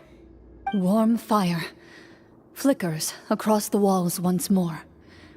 Your vision is now clear. In an impressive display of courage, the four of you successfully defeat the uninvited guest. That look in his eyes. It's like he became an entirely different person as soon as I defeated him. Huh? Mr. Florian? Oh, wait. We're supposed to be role-playing. I should stay in character. Speak your name, guard. Why did you lead us here just to betray us? Is this treasure really more important to you than bringing peace to the kingdom? What kingdom? What peace? Those were nothing but lies! I, Florian, am a true Marashose hunter, descended from hunters of ages past. So he's also using his real name. Or, wait, was that the name of his character from the very beginning? Then I'm even more confused. If you truly are a Marashose hunter, shouldn't you want to help us just like you said before? Shouldn't we fight together for the sake of the people? What do you know? In this day and age, there's no glory to be had as a Marashose hunter. What's that supposed to mean? My skills were passed down to me by my father. We lived a life of obscurity in the remote wilderness. Still, he devoted everything he had to being a Marashose hunter. And what did he get in return? A life of poverty and pain. In a world that forgot all about him. When he died, not a single person came to mourn his passing. The Marashose hunters were the ones who saved this city. We're heroes. We deserved more recognition and respect than this. Is he talking about how no one in the capital seems to remember the hunters and their legacy? I didn't expect the script to contain this level of social criticism. So that's why you want to take the treasure for yourself? You feel like you're owed fame and wealth? If you already knew where the treasure was located, why didn't you just come down here and take it? Because I still needed the final key. Only a true Marashose hunter is capable of passing through this final door. As someone who sought to hurt others for his own gain, Florian lost that right long ago. Okay, but what is this treasure anyway? We've got all the keys, right? So can we just go in and take a look? You're sure you want to go in? We've been talking about it for so long. Of course we want to see what's inside. And we've already defeated Florian, right? So he won't try to take it from us anymore. Pesky brats. Watch yourself. Then let's open the door together. All right. Your choice of action is confirmed.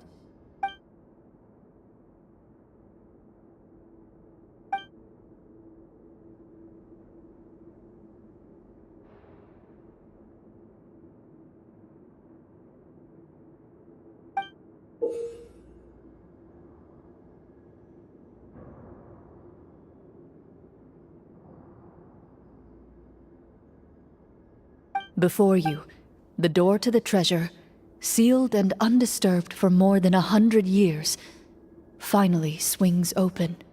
You hear the shrill wail of the door hinge as it rotates for the first time after years of disuse, almost like a sleeping giant letting out an extended yawn.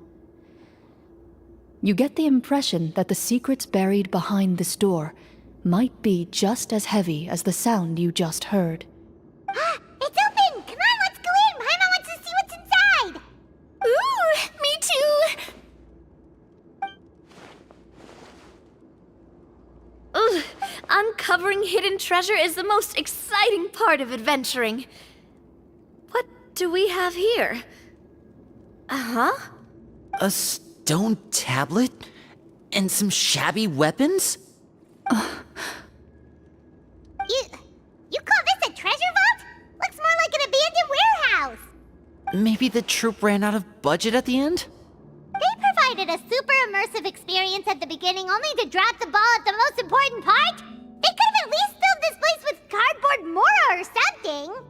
Wait, I get it now. Paimon, this is the real Marashose hunter treasure. Huh? This is it? The Marashose Hunter treasure is just a stone slab and some broken swords? I can't believe it. I refuse to believe it!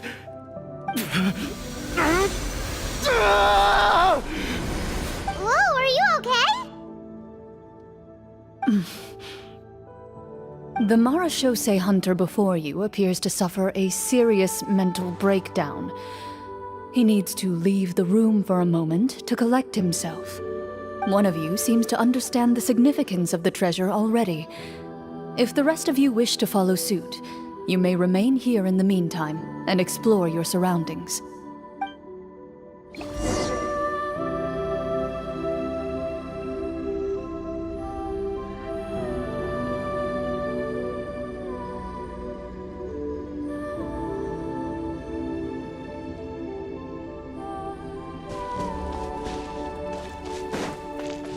What is the treasure supposed to be?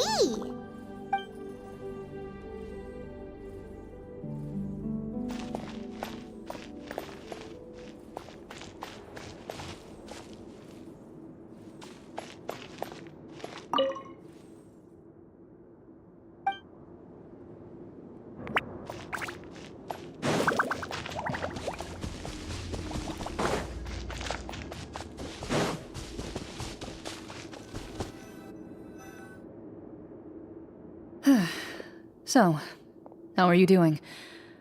Feeling any better? What just happened? Do you remember how you got here? Or what happened to your body just now? I remember now. I brought you here because I wanted to... The explosives in the cave! You mean these? Huh? How did you... I could tell something was off the moment I stepped into this cave, so I kept an eye out. I've already dismantled the whole thing. So the strongest champion duelist in all of Fontaine saved the day once again. Guess I shouldn't be surprised. It would seem your skills as a Marashose hunter are as sharp as ever.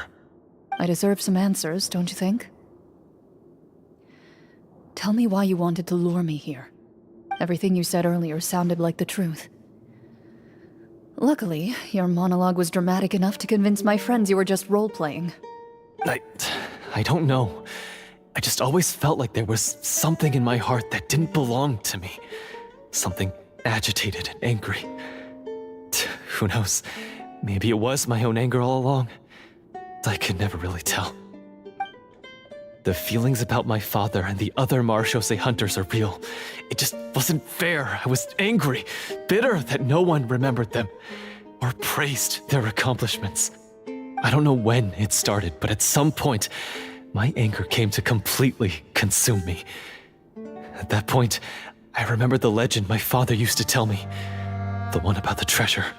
But if the treasure was all you cared about, why plant all those explosives? Wouldn't they just destroy the treasure and bury you along with it? I can't remember. My head is a mess.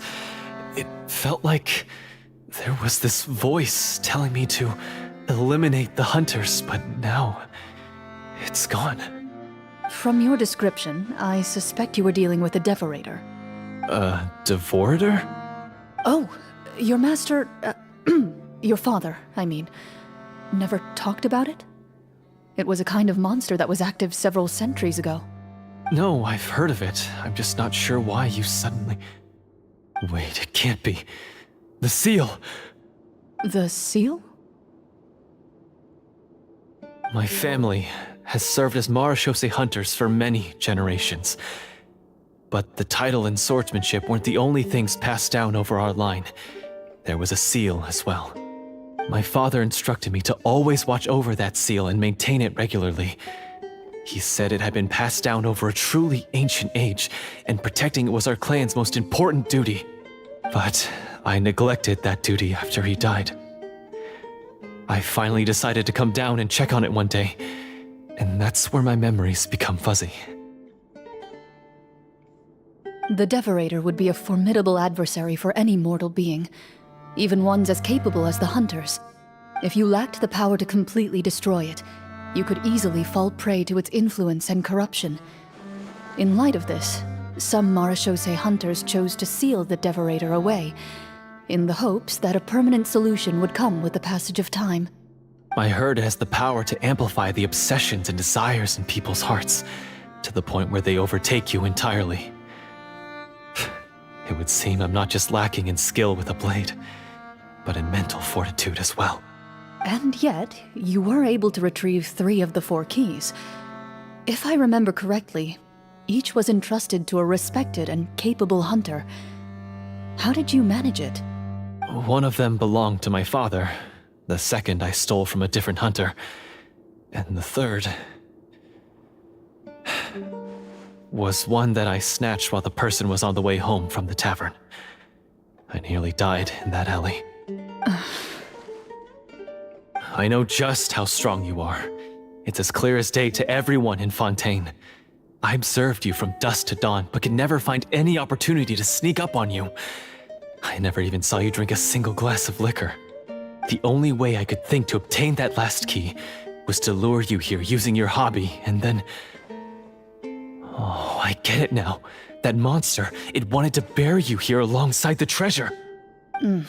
I won't comment on anything else, but the script was good. Well, I did pour my heart and soul into it. The stories my father used to tell me about the glory of the heroic Marashose hunters and how they came to be forgotten. It's more than just a story. Huh? You're proud to be a hunter. You're still holding onto that part of yourself, no matter how small. I have done so many despicable things. I have nothing to be proud of. Then explain the purpose of the evil sorcerer in your story. Huh? Isn't he the true antagonist? The one who sought nothing but his own gain, and used the people as pawns to attain it? In your heart of hearts, he was the one you truly wanted to defeat. But I've already tainted my sword. I no longer have any right to... Wake up, Florian. Remember how you introduced yourself earlier. Do you really think the hunters acted out of a desire for honor and glory? Or to be loved and acknowledged by the people? What did your father teach you about our order? You do not wield your sword for yourself, but to protect those you serve. There's nothing special about a blade. It's the intentions of the wielder that matter above all else. Do you still not understand? Even after seeing the treasure for yourself? The contents of that room, they represent the true legacy the hunters left behind. You're right. I am a Marashose hunter. It's time for me to redeem, no, to finally serve the people I vowed to protect all along. I wouldn't be so quick to push aside the need for redemption. I know. That's a charge I won't bother to defend myself against. Good. Then, come with me, and help me see the script through to the end. Huh? See the script through to the end? But there's no more script left. Never finished it, huh? No, I mean, I wrote the script with the sole purpose of luring you all here. There was no reason to write beyond this point. Then we'll just have to keep writing it. The evil sorcerer still needs to be defeated. You mean the Devorator? Are you saying I have to make up the rest of the script as we go along? Is that really so hard? You've already written most of it. Surely you can write an ending where the hunters win and justice prevails. I'll be there to help you too. You aren't afraid your party will fall into danger? I know what my friends are capable of, and they're all quite skilled. Besides, I need their help. Then, are you going to tell them the truth about all this? I don't intend to spoil the fun. Sometimes, protecting dreams and fantasies is more important than exposing the truth. Don't you think?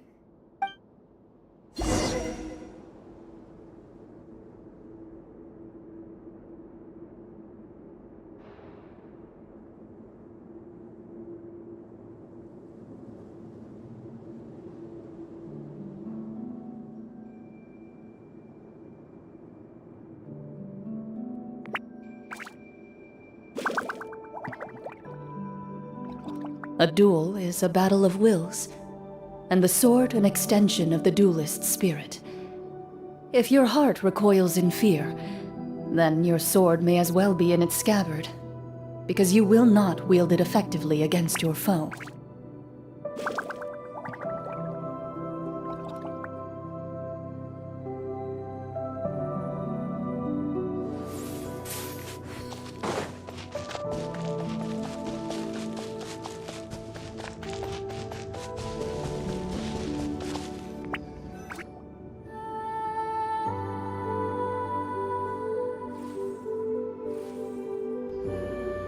They're back! That took a while. Ahem!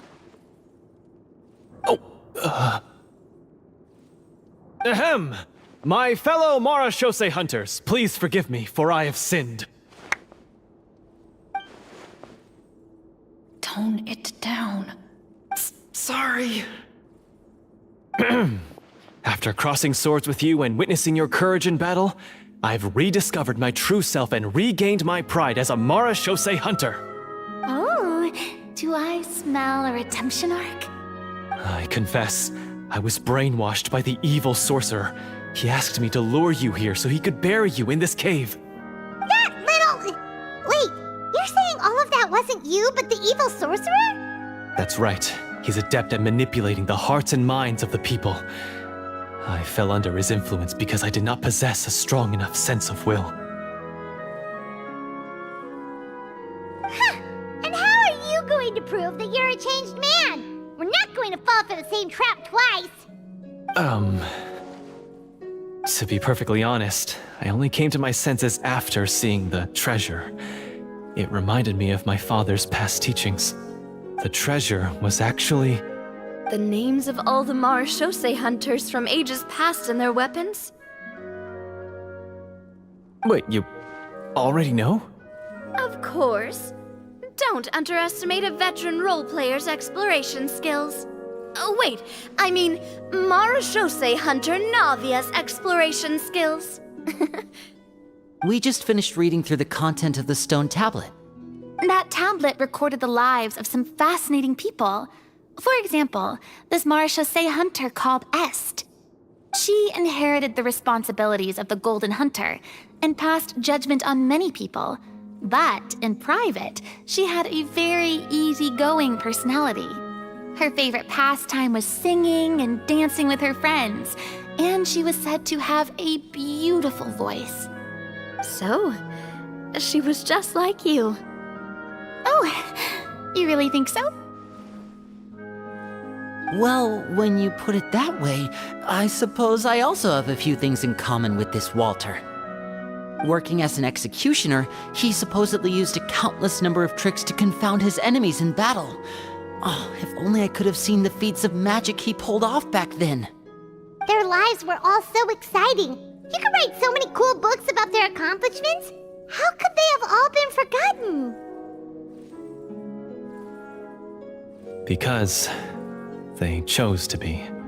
To hunt monsters that only appear in the shadows, you must also operate in the dark. To be a Marashose hunter is to... Then this stone tablet must have been left behind by their companions. That's right. Few Marashose hunters ever revealed their identity to the public. They always protected the city from the shadows. The only time they spoke of their accomplishments would be at night, when they gathered with their fellow hunters. So, this tablet was created not so that the hunters would be remembered. No wonder this place was so well hidden. You regard the stone tablet in solemn silence. The names of your comrades etched onto its surface serve as a reminder. The tablet proves that, although a hunter walks a shrouded path, it is not. Their legacies shall continue to be passed down from generation to generation. Father, you once told me that I should seek out the treasure if I ever became lost. So this... Thank you, my friend. I implore you, everyone, please give me a chance to make up for all I've done. Allow me... Well, I say we let you join. Sounds good to me too. Everyone makes mistakes. What matters is what you do to make up for them. I have no objections, but... Mr. Florian, do you even know how to defeat the evil sorcerer? When he took over my mind, I gained some insight into his thoughts. Every time I thought of the treasure, he reacted with a strong sense of fear. Huh? He's afraid of the treasure? But there's nothing here except some broken weapons and the stone tablet. What if the secret's hidden inside these weapons? GM, permission to investigate.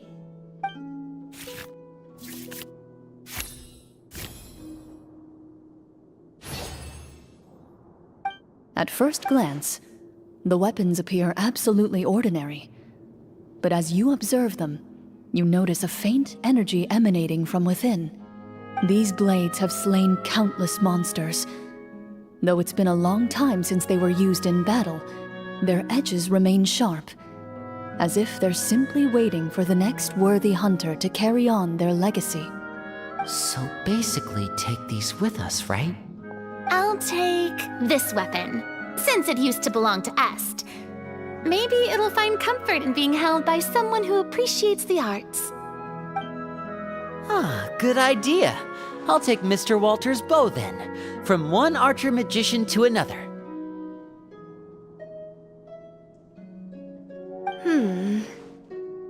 Paimon's gonna pick a cool weapon too!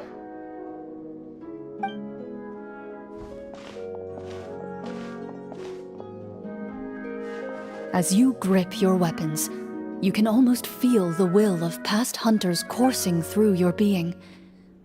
It's a feeling of courage, determination, A silent vow passed down from generation to generation that says, eradicate the monsters, no matter the cost.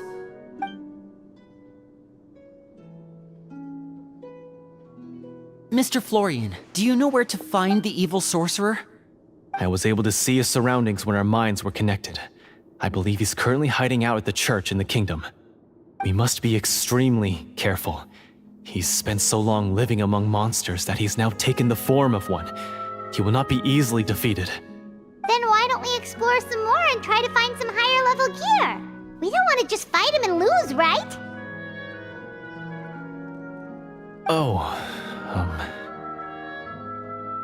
No, we have to strike now.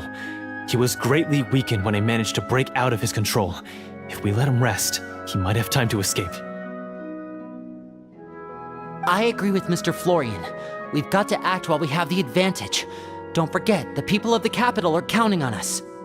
Yeah, now that we've got a plan, there's no point in waiting. The longer this drags on, the worse it will be for everybody. Yes, that's what's called... Yes, that's exactly right. All right, you've persuaded Paimon. Mr. Florian, please lead the way. Of course. Follow me. He had to set up so many scenes today, and now he has to join in for this last part.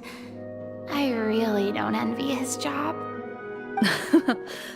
Finally, you decide to slay the evil sorcerer and bring peace back to the kingdom once and for all.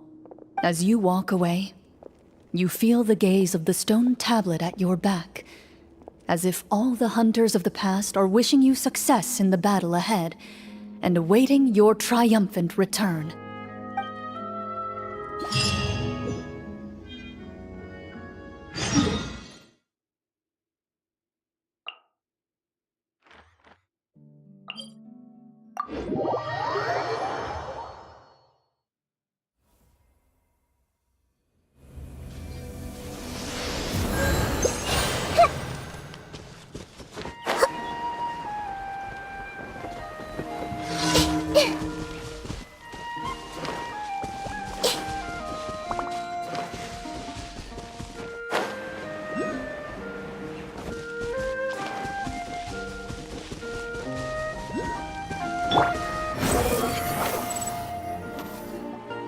Finally, you arrive at the church Florian described. As you approach, an ominous aura surrounds you. You get the sense that your enemy is close at hand. How strange.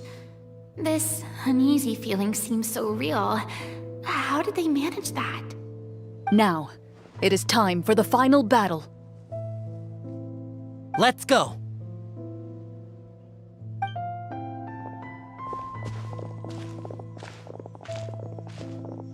Florian, wait.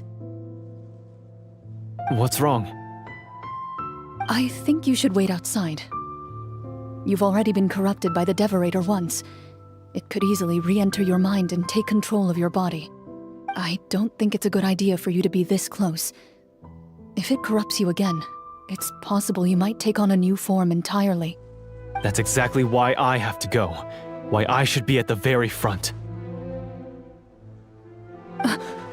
You mean...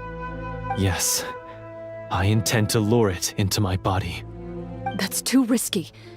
If things get out of hand, I might have to kill you. Do you understand how dangerous this is? I understand, but if I do this, you'll have a clear and visible target. The Devorator will have a hard time passing up a chance to enter a body it knows how to control. You won't have to worry about any of your friends being taken over.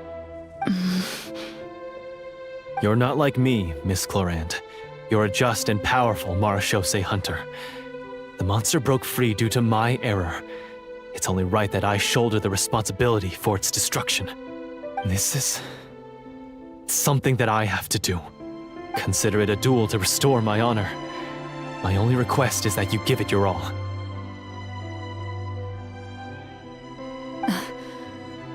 I understand. Then, as a champion duelist, I hereby accept your request for a duel, and extend to you my most sincere regards. Thank you. The battle is now upon us. Let the Devorator once again tremble under the blade of the Marechaussee hunters.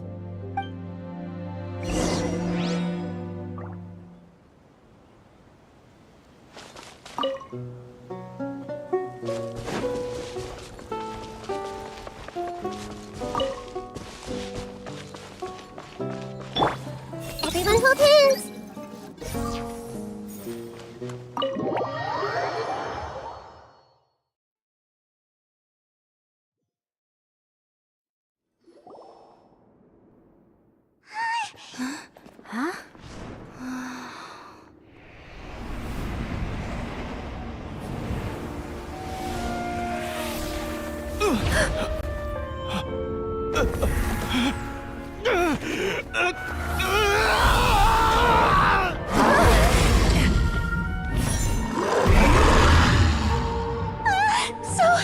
So lifelike!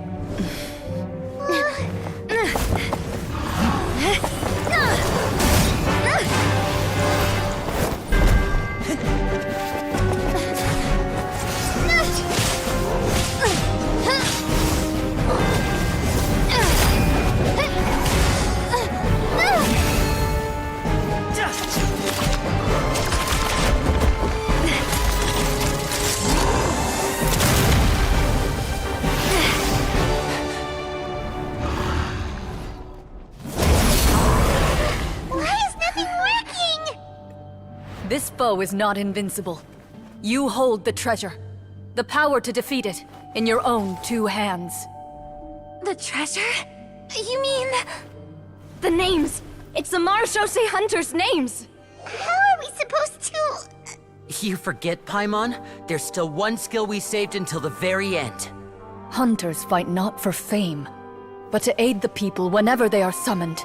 Walter the Marechaussee Hunter, master of 1,000 tricks, executioner of the Phantom Hunters, I call for aid! Est, the Marechaussee Hunter, inheritor of Cassiodor's will, judge of the Shadow Hunters. Answer my call!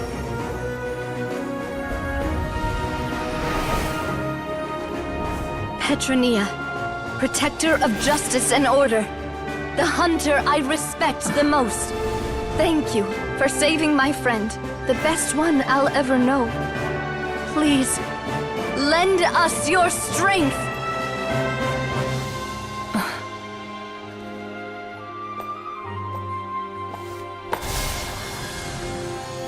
We have come to answer your summons.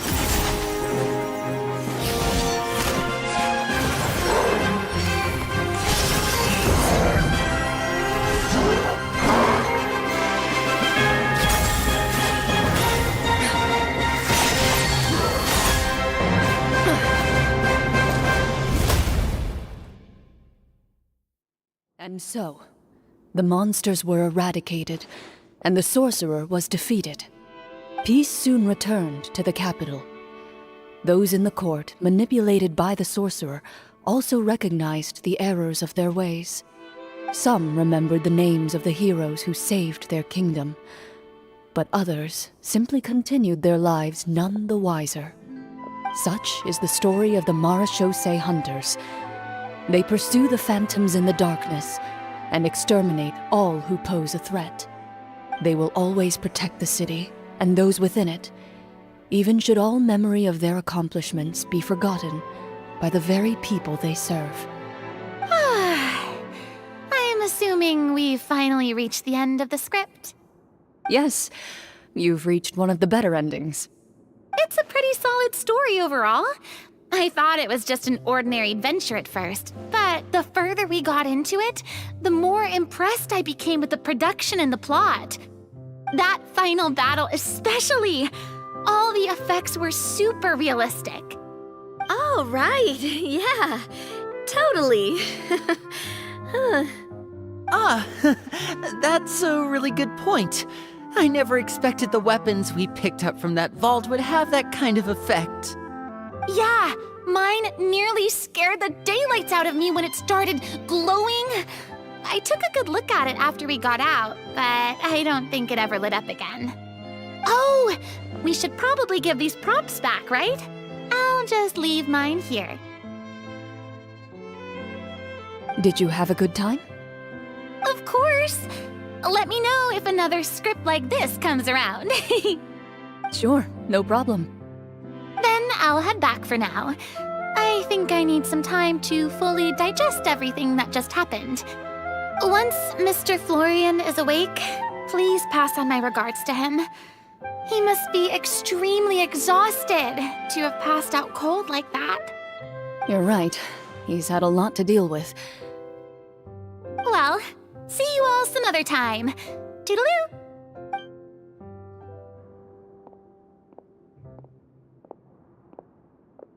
Okay, so, can I ask now, I think it should be fine, yeah.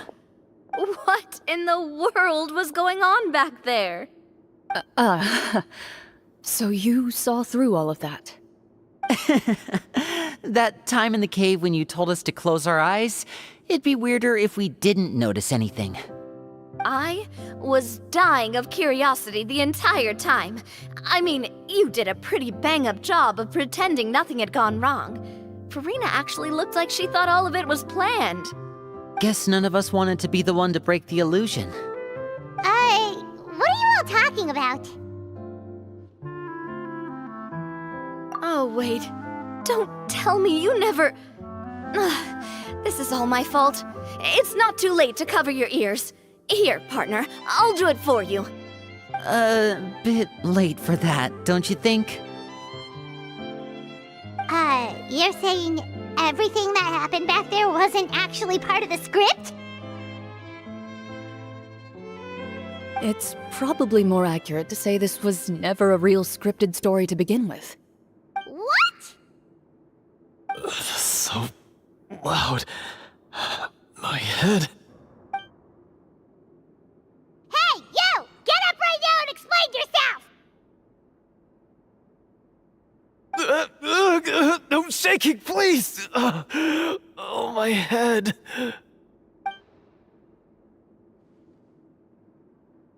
Did Paimon just hear that right? You guys made up that whole last part on the spot?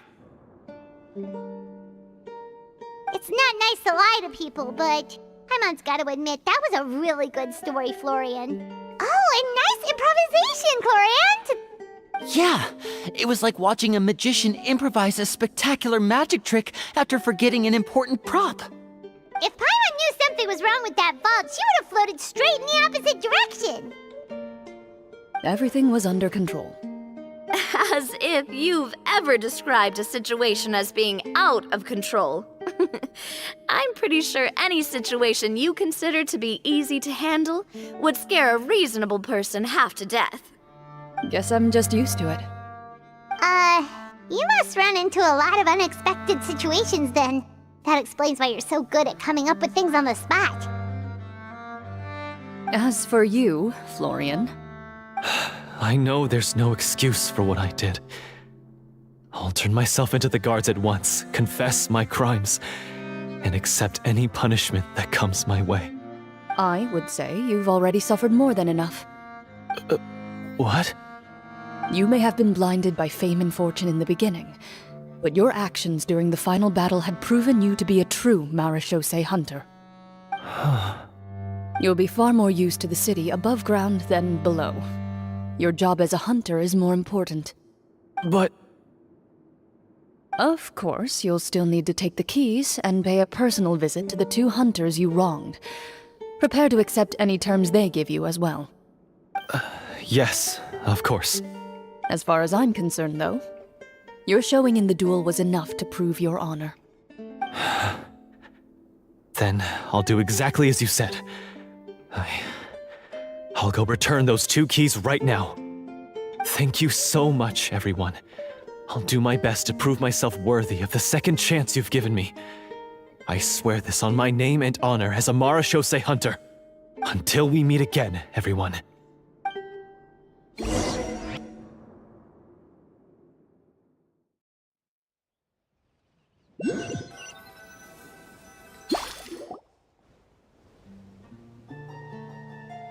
Speaking of Marashose hunters, what should we do about the treasure in that cave? Leave it be. Are you sure? We could show it to people, make it so that the hunters are remembered. Don't you want that? No. Every name on that tablet made the same choice. All hunters know what the path entails. I am no exception.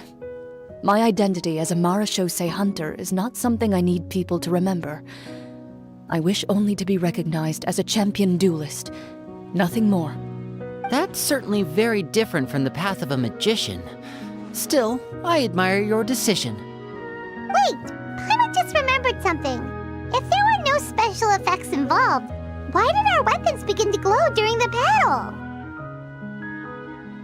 That's because the Marashose hunters of ages past would often imbue their weapons with special enchantments to suppress the monsters. Whenever a monster was nearby, their weapons would start to glow. Oh, so that's why they had an effect on that guy near the end. I really thought the summons were doing all the work. Well, I'm sure the summons were a part of it too. Oh? How so? This particular devorator probably hailed from the same era as the hunters we saw in the room.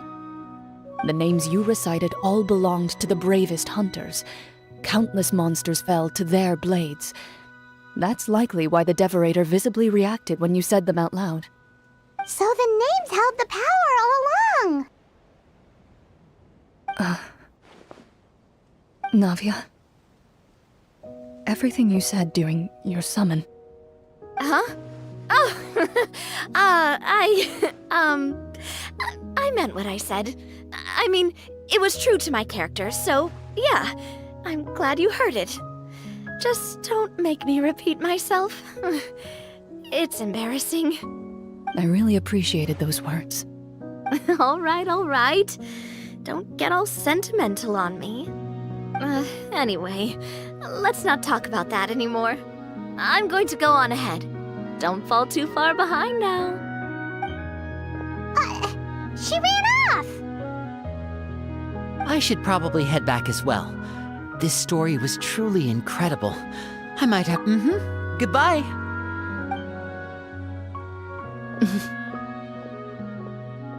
Traveler, should your name and deeds be forgotten, what do you think the significance of your journey will be?